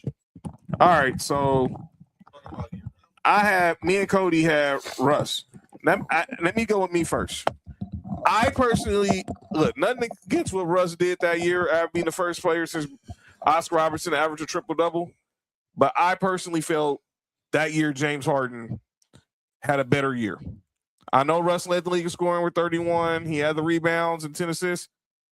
He had recorded 42 triple-doubles, which broke Oscar Robertson's record. And they got 47 wins, and that was coming off, obviously, Kevin Durant bailing for Golden State. James Harden that same year was second in scoring at 29.1, led the league in assists at 11.2, had 8.1 rebounds on a team that won 55 games, and his second leading scorer came off the bench, and Eric Gordon, who had ended up being 6th man of the year. And I went through these lineups, and I look at the players. I know you go with Russ had Oladipo and Steven Adams. Steven Adams was the 3rd highest scorer on the team. And I had him on my phone. And then you go to Steven Adams was the 3rd highest scorer on the team. Now, I will say this, and I don't want to say this because I have a lot of Russell Westbrook takes. That might seem like I'm a hater of Russell Westbrook. A lot of them rebounds was not Russell Westbrook going to get rebound. It was a great boxing out by Steven Adams. No, yeah, they stat padded for Russell to make sure he get them. To make sure he had those that he get some of them rebounds. That's my personal opinion. He's what they need. What they call Matthew Stafford, stat Paddington, right there, dude. All right. Now, what you can't stat pad is the points. Nah. Or the assists. Well, you can a little bit, but the assists too, because the person still got to make the shot. And that's why I went there. And then James Harden averaged more assists. James Harden led the league in he was second in scoring and led the league in assists. Where was Russell Westbrook in assists? Free throws and free throws attempts too, I think. Let me see. Y'all want to do that? Russell Westbrook averaged 10.4. James Harden probably was second. And James Harden averaged 11.2. So they switched. Pause. Hey, yo. So Russell Westbrook averaged more points, second in assists. With the worst supporting cast. So here's the top 5 that year. It was Russ went 1. He averaged 31.6, 31 points, 10 rebounds, 10 assists, shot 42% from the field. James Harden was second with 29, 8 rebounds, 11 assists, shot 44% from the field. Kawhi was 25, 5, 3, and shot 48% from the field. LeBron was fourth with 26, 8, and 8, and shot 55% from the field. And then Isaiah Thomas was fifth with 29, 6 assists, and 46. Why are you looking at me? I know. All right. I know. All right. I know. All right. But focus on there. James Harden, look at it right there with Russell Westbrook. That nigga has like 15 MVPs. They should name the award after him. Anyway. and Jordan should have the most MVPs of all time. Anyway, go ahead. No, it should just be him. It shouldn't even be close. It should just be him. But go ahead. I think it's different. And see, as a perimeter player, you shoot 55%. That's power forward center numbers. I ain't gonna lie to y'all. I understand y'all saying James Harden should have won it. I understand that. But dog, we have to go back and remember what was going on before leading up to that season. It's a whole storyline behind that. Exactly. And nobody, and I mean everybody was saying that OKC was pretty much gonna be a lottery team that year. And they very much were not. They were very well. And another thing, Russ' numbers were very high in the clutch that year. He made a lot of, I think he was like top 5 in clutch shots that year. Like he was going crazy. He had a point to prove that year. And he proved it. You feel what I'm saying? No matter whatever the point was proven, he proved it. There hadn't look just like that the Triple Crown. There hadn't been one since '67.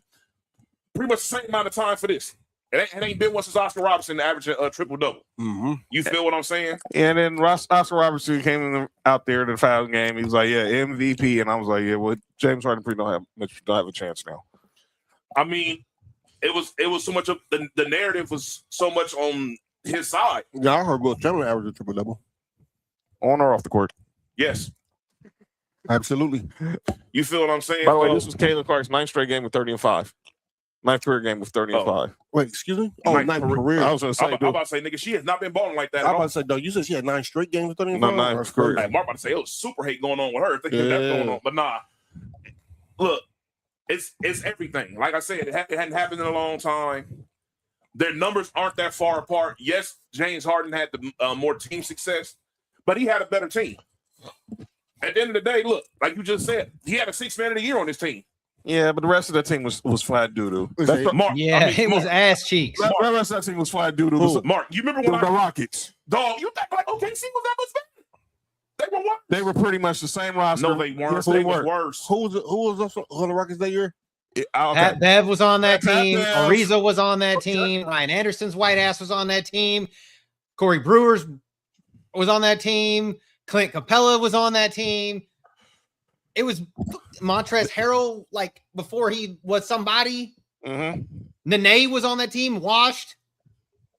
That team was trash.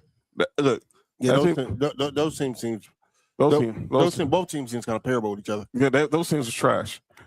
Lou Williams' old ass was on that team. Now, let me be fair. They got Lou Williams at the trade deadline because he was on the Lakers to start the season. They traded Lou Williams. Hey. Lou Williams got traded to Houston for Corey Brewer and somebody else at that time. Hey, do y'all remember this guy named Josh Eustace. No, who's that? Who the fuck is that? That nigga's like a criminal defender. He was OKC's 5th highest scorer that year. And he was gone out the league in 3 years. Wait, he was a lawyer and played NBA? He was 5th on the team in scoring while averaging 7 points. No, I can give you the. Hold on, we can settle this. No, I'm looking at look. Oladipo was number 2 on scoring that team. Number 3 was Enes Kanter. Wait, they had Oladipo on the team? Yes. Yeah, okay, he was better. Nah. Okay. OKC ended up being OKC. So as soon as Oladipo ended up in Indiana, he was an All-Star. Yep. Because they traded him for Paul because he was the headliner of the Paul George trade. Him and Sabonis. Mm-hmm. Yeah, somebody. That's right. They had Sabonis on that team too. Sabonis wasn't doing shit over there. Somebody was holding him back. Taj Gibson was on that team. He wasn't doing, and he was 5th on the team in scoring right after. So I have right here. So here's Oladipo. They had Kanter, Steven Adams, Taj Gibson, Josh Eustace, Andre Roberson, Doug McDermott, Sabonis, Anthony Morrow. Jeremy Grant was on that team too. Jeremy Grant was doing not on Payne, Norris Cole, Cameron Payne. Sorry. Nick Collison, Kyle Singler. So here we go. So yeah, Russ so led Nick the team in Collison, scoring. Ryan Anderson, same guy. So Russ led the team in scoring. Oladipo, and then it was Enes Kanter, then it was Steven Adams, Then it was Taj Gibson. No, it was Andre Roberson. Andre Roberson averaged points that year. Yeah. Taj Gibson averaged 9. Yeah. Where's Taj Gibson? Right there, right under. And then it's Josh Eustace, who averaged 7. Who the hell is Enes Freedom? That's Enes Kanter. That's Enes Kanter. That's Enes Kanter. That's not a lion. All right, go ahead. Hey man, all I know is this. Okay. In fairness, Taj Gibson was a buyout candidate because he only played 23 games with OKC. So you taking him out of the equation? So that makes the team even worse. Yeah, but if you just go by roster, OKC had the better roster. Andre Roberson. Nobody on Houston was better than Victor Oladipo. Eric Gordon. What Eric Gordon was that? That wasn't the same. That's not the same Eric Gordon, was it? I don't know, but he won 6th man of the year. Can also be fair. It was prime. That was also a D'Antoni coach team. So the offense was going to. Oh, Houston, they will get up a lot of shots. They gonna shoot a lot. Mm-hmm. So I think what killed Harden that year, and I'm just a plum. And my thing is there's no stat bias. It's just pure bias. I don't like Russell Westbrook, and I've never liked him. I didn't like him when he came here. So like literally just did it for me. So it's just straight a hater. But I think that the turnovers what killed Harden. He had way more turnovers than Russ. So Russ was more efficient. That sounds crazy. 60. He had like 30 more turnovers than Russ. That's what killed him. Russ's usage rate was higher than Harden's, though. And he had less turnovers. I let the basketball players talk. So Harden was one. Then it was Eric Gordon. I'm gonna let the basketball coach talk. Honestly, looking at this, see, I don't know. It balanced itself out because Russell Westbrook led the league in scoring, right? Right. Harden was 2. Harden led the league in assists. Westbrook was 2. When you start going by, so at that point, it started going down to the role players. No, I mean, the free throw, like Harden led the league in free throws and free throw attempts, and that's what he does. Well, I also think that drawing fouls is a skill. It is. I agree. So don't get me started with that crap. So I agree. I really believe that, and I also think that, like you said, the turnovers played a major part in it. Anybody who you say, 30 more turnovers. Yeah, 464 for Harden and 438 for Russ. 30 more turnovers than Russell Westbrook is out of pocket. And 25 personal fouls more as well. I don't care about the personal fouls. Yeah, the foul. I don't care about that. But it's like he has that many more turnovers and Russ had the higher usage rate. That's the crazy part. Yeah. All right, guys. Explain to me why you guys have Derrick Rose as the most. I know why.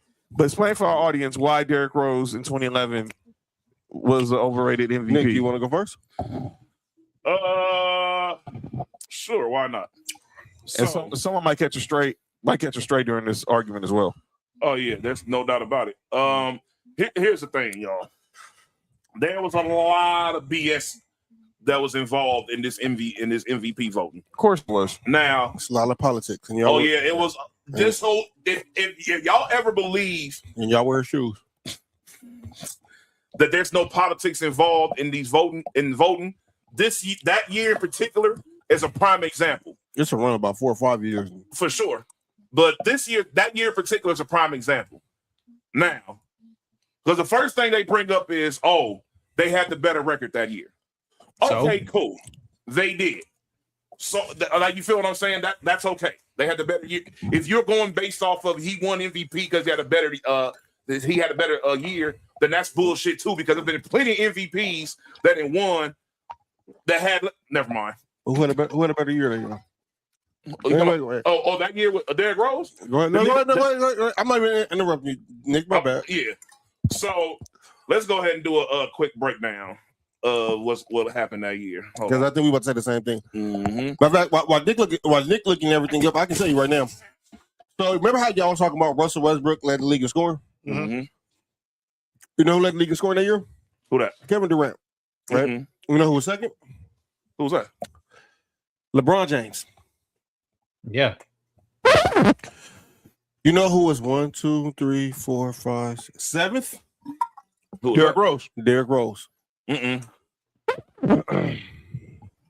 And now, mind you, I'm gonna be fair. I'm not even just do the pit like that. It's about a point in 1.7 point difference. So LeBron averaged 26.7. Derrick Rose averaged 25. Yep. Right. Mm-hmm. We gonna be fair about this, right? That basically played like 2 more points per game. No, he didn't create 2 more points per game. Oh yeah, because he still averaged 7 assists, even though Derrick Rose averaged 7.7. That's basically the same thing. Mm-hmm. He averaged 7, 1 averaged 8. Pretty much the same thing. And at that time, do y'all remember prime LeBron as a defender? Mm-hmm. Mm-hmm. Now I know and Tony Allen's gonna be on calling out names, but I know we heard what Tony Allen just said, right? I mean, we all know where he's speaking from. Do y'all remember LeBron prime defender? Yeah, he was good at swiping the ball. He was good at swiping the ball. He had catches. He was guarding 1 through 5. No. Do y'all remember him shutting down Tim Duncan? Yes. Yeah. Paul Gasol? Yes. No, them aren't guards and small forwards. Dog. Matter of fact, that same year MVP happened in the playoffs in the fourth quarters. Where Derrick Rose was at? Why is that? Being guarded by LeBron. And what did he do? And you know what's even crazier? Get the fuck out of here. Come on, man. Hey, look, you know what's even crazier? Derrick Rose was one of the better fourth quarter players that year in particular. I know. And wasn't in the playoffs. And look, no, it just wasn't. They won against LeBron. They won against LeBron. LeBron said, all right, Wade, sit your old ass down. I got this. And guess what happened? Nothing. Zilch. Offense shut down immediately.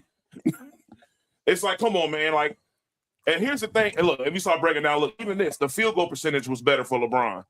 44 compared to 51. 3-point percentage. LeBron can't shoot. 33%. Derrick Rose 33.2. About basically the same thing. Literally the same thing. The Bulls went 62-20 that year. The Heat went 58-24. Mm-hmm. And they lost to Rose and them 3 times that year. All right, cool, no problem. You know what it really came down to? Voters fatigue, and nobody liked LeBron that year. You know what else it came down to? Hate. There's somebody that had a certain amount of MVPs, and we couldn't let them pass them. Let me tell you something else. LeBron had won 2 MVPs back to back, and went up over there. He was the most hated player in the world at that time. They didn't want to give LeBron credit for shit. And guess what happened? All I had to do was have anybody do anything that was good that year, no matter who it was, they was going to win MVP that year. If it wouldn't have been Derrick Rose, it would have been somebody else. Well, I don't know. Let me see who was number 3 that year. Well, number 2 in the voting was Dwight Howard. I can tell you that. Hit the music. Pause. I can tell you now. Number 2 in voting MVP was Dwight Howard. Pause. Now I'm gonna say this: for all the people who are saying who think for some reason Dwight Howard is overrated, for the longest in the league, there were only like maybe 2 or 3 players better than him. And 2 of the names was Kobe Bryant and LeBron James. Mm-hmm. And the third person might have been Kevin Durant. And there's a certain point where it wasn't even Kevin Durant. It was Dwight Howard at number 3. We need to give Dwight Howard give him his flowers. He's one of the best centers of all time. Y'all need to get over it. Go ahead, continue. So yes, that's where I got with that. Derrick Rose won off of pure voter fatigue and politics. Because guess what happened the very next year? LeBron fucking won. Next 2 years. He could have won, dog. He would have won 5 in a row. Y'all know who averaged the most field goals made per game that year? Who? LeBron. Has anybody ever won 5 MVPs in a row? I don't know. I doubt it. I doubt it. And guess who averaged more shot attempts that year? Derrick Rose. Mm-hmm. It's always like that. LeBron never leads the league in shots in field goal attempts. Never. And he's always top 3 in scoring throughout that time. How is that possible? Because he ain't got no bag. Huh. Somebody was a group of people just got put on call names just right now. Man, look at here, man. At a certain point, dog, shout out to Stewie. 4 blocks and 3. That's 4 steals, 3 blocks. Crazy. Yeah. Shout out to the Liberty winning, so the Sparks can keep losing. They can get Juju. You heard? But yeah, man, that's Dwight is overrated. Let me why? Let me call Cap on that. I know Juju. I got a good feeling I know what's gonna happen with Juju. She gonna be in one of them new teams. Houston. She's going to Houston. What's the best way to get the Comets back to relevancy? Did you know that they are like they're the 4th most valuable franchise in WNBA though? Yes. Yeah. And they're the worst team. Well, the Suns are the worst team, but they're going to be the Comets next year. They're going to make sure the ping pong balls will be loaded either in LA or Houston. They don't even like balls. Yo, you good? Some of them do. Her sister does. Anyway, go ahead. So 504 was saying Dwight was overrated. Reason being his inability to grow an offense at the time when the 5 position was being devalued. He never was a scoring center. That's what y'all. Here's the thing, dog. He was a defensive center that can still average 18 points per game, dog. Dog, that's like if Jokic all of a sudden turned to the defensive player of the year. Yes. You feel what I'm saying? It's like, man, he's not a defender. He's not a defender. But if he all of a sudden just shutting everything down, it's going to be crazy. And that's what Dwight Howard did. Yeah. Dwight Howard was the best rebounder in the league. He was the best defender in the league. And it wasn't close. And it wasn't close at all. I don't give a damn who was in the league during that time. It wasn't close. And he still was able to give you between 18 and 22 as his average. Was Marcus Hall in the league? Yes. It wasn't better defender than Marcus Hall. Yes, he was. I'm being sarcastic. I know. And the nigga who brought that up was being biased because that was his teammate. At that time, there's no way. There was only 3 centers, I think, at that time that was averaging 20 points in a game. Dwight Howard, him, Brooke Lopez, and Andrew Bynum. And I remember people trying to say Andrew Bynum was better than Dwight Howard. I remember hearing that. Oh no, and it was only a certain group of you're leaving out Amari Stoudemire at that point too, because he was a center at that point. I wouldn't consider Stoudemire a 5 though. He doesn't matter in this conversation. But you're right, Cody. And congratulations to him going in the Hall of Fame in a couple weeks. I'm just saying, like you're talking about a center that averaged 20 points a game. So I mean, you want to talk about one of the worst owners? Uh-oh. Don't go there, Mark. We're not doing that. We're not doing that. We're not doing that. Nope. Nope. We're not doing that. We're not doing that. We're not doing that. But yeah, dog. I ain't gonna lie to you. And this is for real. There was never, ever no. I'm old enough to remember this. Go back to that. There was never no Dwight Howard slander until the damn Lakers. He's a 3-time. I'm not gonna go there. Well, they said he gave up on him that last year, but I blame his coach. Right in there, he could have easily put up 40 and 20. No, because he wasn't that type of player. Dwight averaged 23 points on 60% for the shooting that year. Then averaged 27 on 63 against the Hawks in the playoffs. They lost because he had no scoring help. Fam, I just want to say this. And because people do this with Brown too. But somebody who can't play no offense, giving you 22 is amazing with the level of defense you get from him. 2013, 2014, Dwight Howard was really good for us. It was almost 20 points a game. It was like 18. That's what I'm saying. I'm like, dog, like, and it's like the rebound and the defense you get from him. There's nobody. The whole offense shifts when Dwight Howard is in the game throughout that time. You look, everybody turns into jump shooters when Dwight Howard was in the game. That's the reason why the Orlando team was so good. Yes. The only team that could have beat them that year was the Lakers. That's because of the way they were set up. Yes. They had 3 7-footers and 2 of them were skilled at a high level. And there was nobody. Well, basically, we know they always say that about Lamar. Lamar was 6'10", but and I'm gonna tell people this: 82 games that year with us, he'd have been that. He'd have matched almost all the averages that he had his second or third year with Orlando. The good years, like I'm gonna say this to people who. I heard this back in 2009. We would have still beat y'all if Jameer Nelson didn't injure his shoulder. Jameer Nelson was. I don't think. It wasn't because of Jameer Nelson. It would have been a big ass difference on him playing though. But we still would have won. The reason why y'all won was because of y'all front court. It wasn't because of the back court. No disrespect to Kobe, but it was the front court. Yes. And y'all had the length. But people would come out and say, if we had a healthy Jameer, we would have beat. No, they wouldn't. Because Skip was still balling when they got Skip at the trade deadline. He was still balling. Yeah, but it was happy birthday, by the way, the Ray Frostman. You know what I'm saying? You know what I'm saying? Yeah, it wasn't like how it was when Jameer Nelson was at the helms, though. It was just different. You feel what I'm saying? Like it was still like the scoring output, but it was like the way Jameer Nelson's like his IQ was just different. And it worked well with what they had up over there. Well, also Rashad Lewis, like he went to sleep in 3-pointers, like in the playoffs. Like he was averaged like 3. He couldn't make them because of Lamar Odom. Hakeem. That's what I'm saying. It was like he was averaging like 3. He did actually work with Hakeem.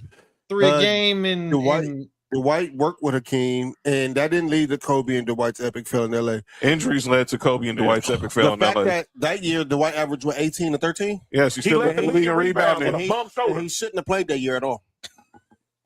But he's soft. They told him to not play that year, and he played. Hey man. Yeah. Hey man. Yeah, the facts are facts, man. Yeah, man. You feel what I'm saying? That it didn't work out. Turk and Lou was killing that series. Yeah, he just forgot he was going up against Kobe Bryant. You know what I'm saying? It was the front court. Here's the thing, John. Y'all had and that wasn't even a healthy Andrew Bynum. No. But it was healthy enough. That's why y'all needed it. Was he in Lamborghinis at that point? Yes. Yeah, it was crazy. The thing is, all y'all needed, because y'all had the perfect team to combat the 3-point shooting as well, because y'all had a lot of length on your team. Yes, we did. It was able to combat all that 3-point shooting. Kobe, Trev, Shannon Brown. You feel what I'm Lamar. saying? Shit. Oh, that's the team that everybody said wasn't that good.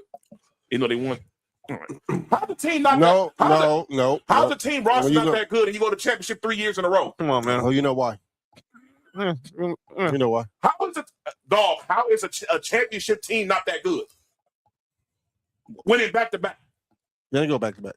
Shit. Yes, they did. They didn't go back to back? Yes. 09 and 2010. Oh, shit. Yes. They beat Dwight and then they beat the Celtics. And by the way, shout out real quick. Nope. My man Tommy Edman. Sophie went on a field trip today, and he read, his new children's book just came out. He was reading it to the kids, and Sophie was there. Shout out. Got her a free bobblehead. So shout out to Tommy Edman.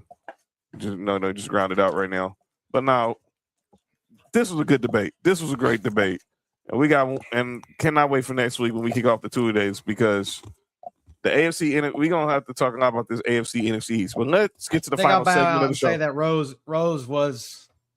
He should not have been MVP. Yeah, definitely not. It was LeBron, and no disrespect, it was LeBron. And I think we all had total arguments for the NFL. I feel like the NFL one was easily could have all went. Man, the NFL one was real good, but that Ryan Braun one still to this day ticks me off. But anyway, That's your boy. Yeah, and I don't care, man. The fact that Matt Kemp outplayed him while this dude was using steroids is just insane. But let's get to the final segment of the show. So often imitated is never duplicated. Some people say stuff in the sports world they need to get called out for. And this is the place we do it. Ladies and gentlemen, it is time for calling out names. Mark already hinted at his calling out name, so I'm gonna let him get to it. Go ahead, Mark. Tony Allen. For some wild, I don't know, reason,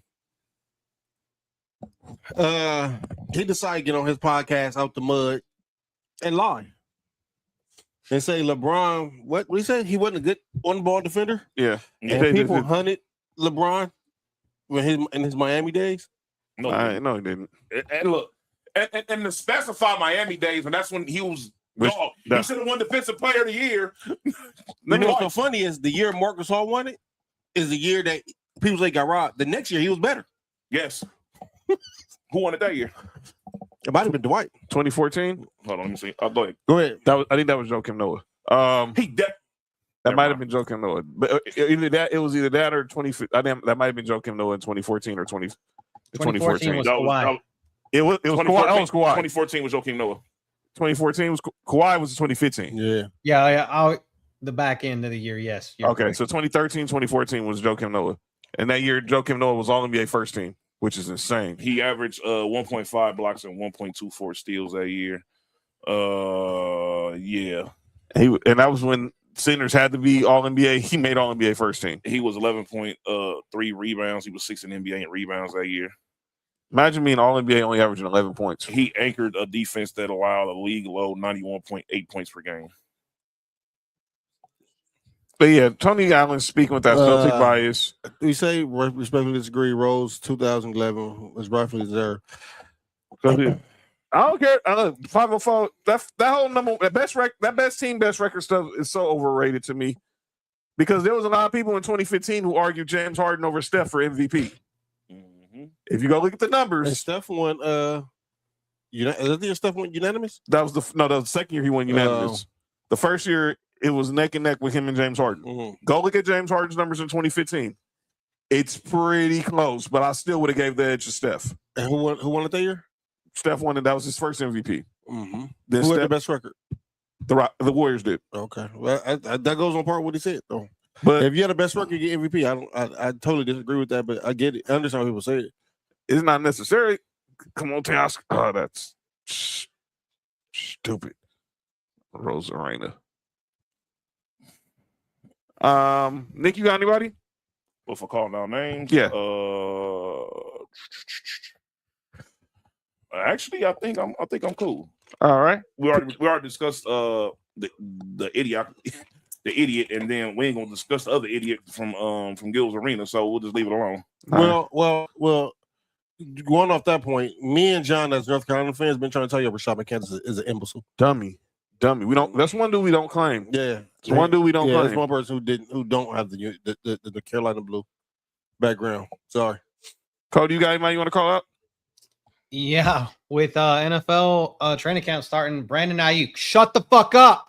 Please stop making Instagram posts. Please, you are making Antonio Brown's CTE look like it is a kid's disease. I think Antonio Brown said he was tripping. You know it's bad when he said, I actually do have something to call on. I'm on opposite of that. I'm just like, Brandon, you're not gonna play in the NFL ever again. Yeah, he will. Yeah, he will. He's gonna take one. Yeah, he will. Yeah, he will. And I hope he does. But doing dumb shit like this, it's not a good look. No, give me off the Niners. I actually have somebody calling out names. Actually, a whole group. The 2013-2014 NBA award voters. So that was a year Kevin won MVP that year, right? Yep. Shout out to KD and he went great crazy. speech. Great speech. LeBron was number 2 that year. Okay. Blake Griffin was number 3. Okay. This is where I have to call out names. Uh-oh. Number 4. I'll give everybody just 2 choices. Jordan. No. Number 2014? 2013, 2014. Okay. Remember that this is the year that was Heat Spurs in the finals that year. Mm-hmm. The rematch.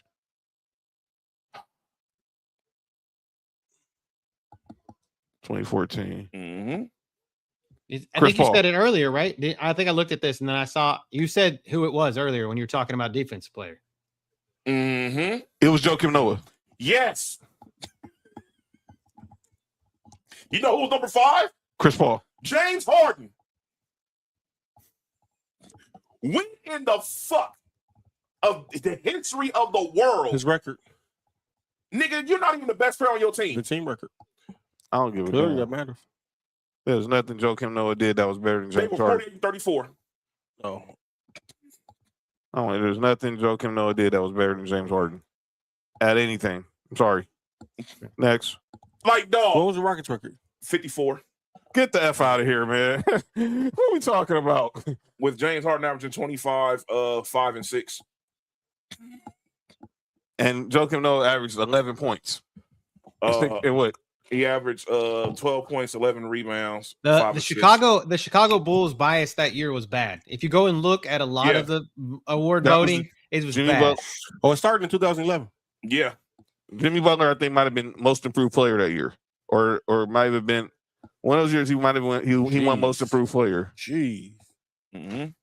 They had Nate Robinson trying it because they were still trying to replace Derrick Rose. Jimmy Butler was what you call? I think he was second team all defense that year. Noah was defensive player of the year for all star, first team all NBA and first team defense. He made the All Star with 12 points. Yep. Yes. But they only had one All NBA player, and that was Noah. So Yep. Well, he shouldn't have been all NBA, but that's a whole other conversation. Both Taj Gibson and DJ Augustine were in the DJ Augustine was on that team. Yep. This was He was nice at Texas. Yes. But they was desperate for point guard help at that time. Dog, how in the heck? All right, man. I don't know how the hell they even won that many goddamn games. All right, Noah might have given a little more respect. Because Joakim Noah. Dog. Jimmy Butler was that was Black Tar Boozer, right? Like when he painted his hair on his head. Yeah. Wait, Jimmy Butler only averaged 13 that year. Derrick Rose only played how many games? He played? Was that the team that Lou Alding was finessing the money with? No, that was the Lakers. That was the Lakers. Derrick Rose only played 10 games that year. Yeah. MVP. Oh, Jimmer was on that team too, right? Jimmer Fredette. Yep. The Jimmer. Yeah, Oh my exactly god. He was. Oh my god. You want to talk about this team? This team had a bunch of people. Jimmer. Dog, this team had 1, 2, 3, 4, 5, 6, 7. They had 8 players that averaged double digits that year. Is there anyone to call out? Well, I understand Errol Spencer. I pray for him, but him calling out his camp for the Crawford fight was proof he didn't take him seriously. Yeah. I don't know why he would do that. I mean, did he not? Before we go, and I don't get to hear from Nick, I got 2 Raiders questions for him before we go. Go ahead. Because I don't think I know what's going on there. You don't? What do you think about Vita Vea, Nick? Make the trade immediately. For background? No. Make the trade immediately. He is a prototypical nose guard. We have probably the worst group of defensive tackles in the league. Yeah. And we're running a 3-4. If you didn't go after Dexter Lawrence, who is the best nose guard in the league. Yeah. Go after the second best. Yeah. He is available and wants to be on the team. Yeah. He said either the Raiders or California. Look, Tom Brady, you won a Super Bowl with him. Spy Tech won a Super Bowl with him. He was there when you got drafted. That's the reason why he said the Raiders. And from what I've heard, the Raiders already sent the offer out. I think so, I hope he ends up there, man. Just for you. Yes. Word is he wants to go to 49ers. I heard the Raiders were on the list too, though. The Raiders on the list is Raiders, but he's a Oos, and they're all 49ers fans. Yeah. So hey, look, Oos is either 49er fans or Raiders fans, one of the two. Yeah. The word is, according to DraftKings, the Rams are the favorite. They always put the Rams for the favorite everything. I'm like, damn, dude. I mean, if y'all get Aaron Donald, no, if the trade for Vita Vea, they're the favorites in Vegas to trade for Vita Vea. If they put Aaron Donald and Vita Vea on the same team with Myles Garrett, if I was Vita Vea, I would say, can you cancel my contract? Just give me a couple dollars and I'll play for the Rams just so I can play Batman and Robin with fucking Aaron Donald and Myles Garrett. Dog. Imagine Aaron Donald having an enforcer.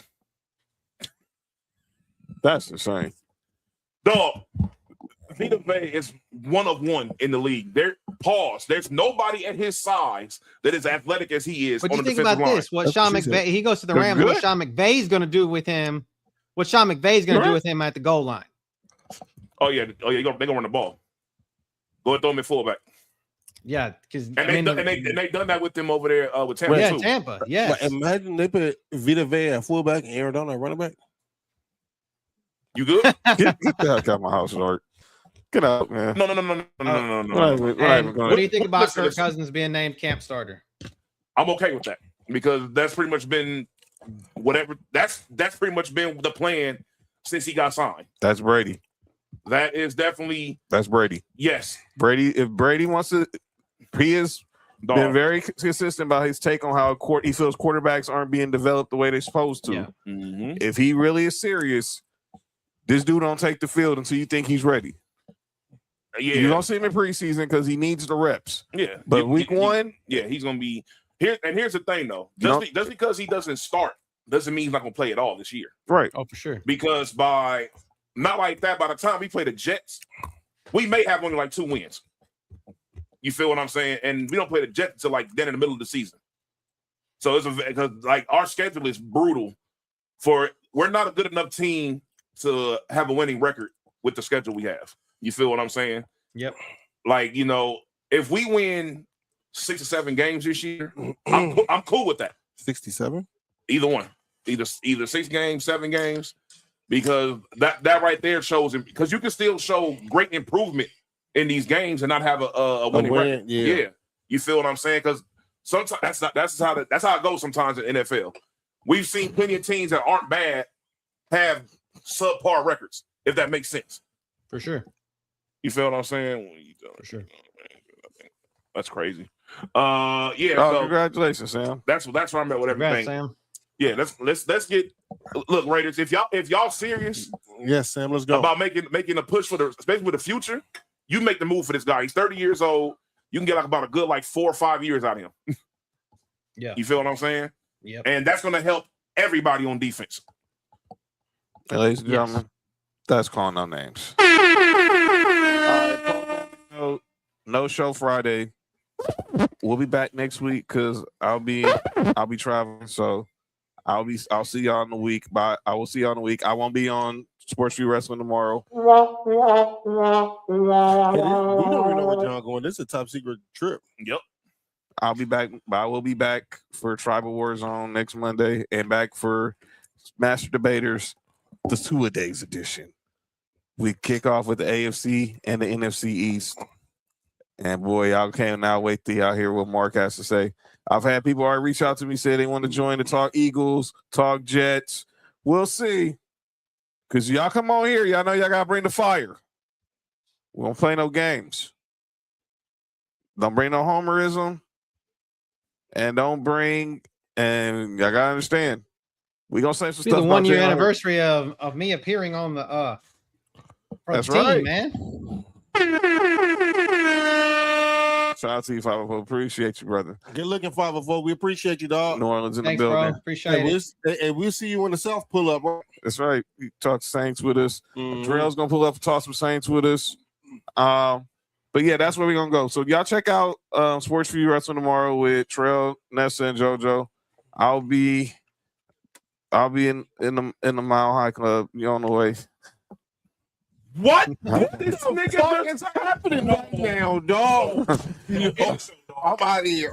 Only John's Mile High edition. I'll be heading to the Mile High Club if you want to know. Yo, what's JoJo doing? It might be business, dog. I'll be heading. Who just said that? Yo, what the Nick go? where the hell did Nick go? Yo, for where did Nick go? That's the same. I just hear the disembodied voice. Yo, relax. But shout out yesterday, everybody who wished Nick a happy birthday Shout on out to yesterday. my guy Nick. Happy birthday. Me, I don't know Nick Trail was down Where there. the fuck did Nick come from? Damn, dog, are you okay? What? Where'd you go? Hey, y'all right a minute. Go ahead. You come on back cave or something? Relax. Well, Hey, Mark. Nope, you're never going to go to back cave. We know what happened back there. But shout out, yesterday was Nick's birthday. Me, him, Trey was down at the Into a Dome for Monday Night Raw. To the groomers. Shout out to WrestleManiacs and the Bell Collective. We was hanging out with them yesterday. But yeah, shout out to everybody who was in the building. We saw O'Shea there. Saw Matt Barnes was in the house. Kmart was in the house. He groomed. Yeah, relax. Batman. Relax. Stop. Don't slander on Alfred, please. You have a serious problem. You really do. And forget you, Ryan Garcia. And shout out, hey, fuck everybody that didn't like that segment. That shit was get a grip. And look, shout out to Ryan Clark too. Yeah, shout out. And look, since I'm gonna be on the show Wednesday.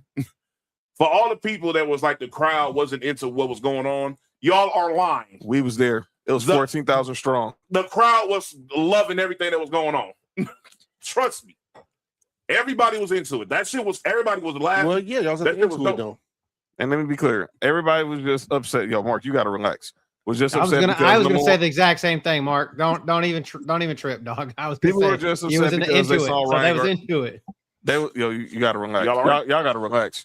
People were just upset because they saw Ryan Garcia. For sure. That's really what everyone can say. It was hating on Danhausen, but like my girl Jen from and Juice. No, my girl Jennifer from She Loved Wrestling said y'all was cool with. In fact, I put it in our wrestling group chat. Mm-hmm. Y'all hated on Dan. Y'all hating on Danhausen. Mm-hmm. But y'all on the Danhausen Joe Hendry. But y'all had no issue with Bootios, Mae Young giving birth to a hen, Roman eating dog food, and Dean Ambrose getting vaccinated.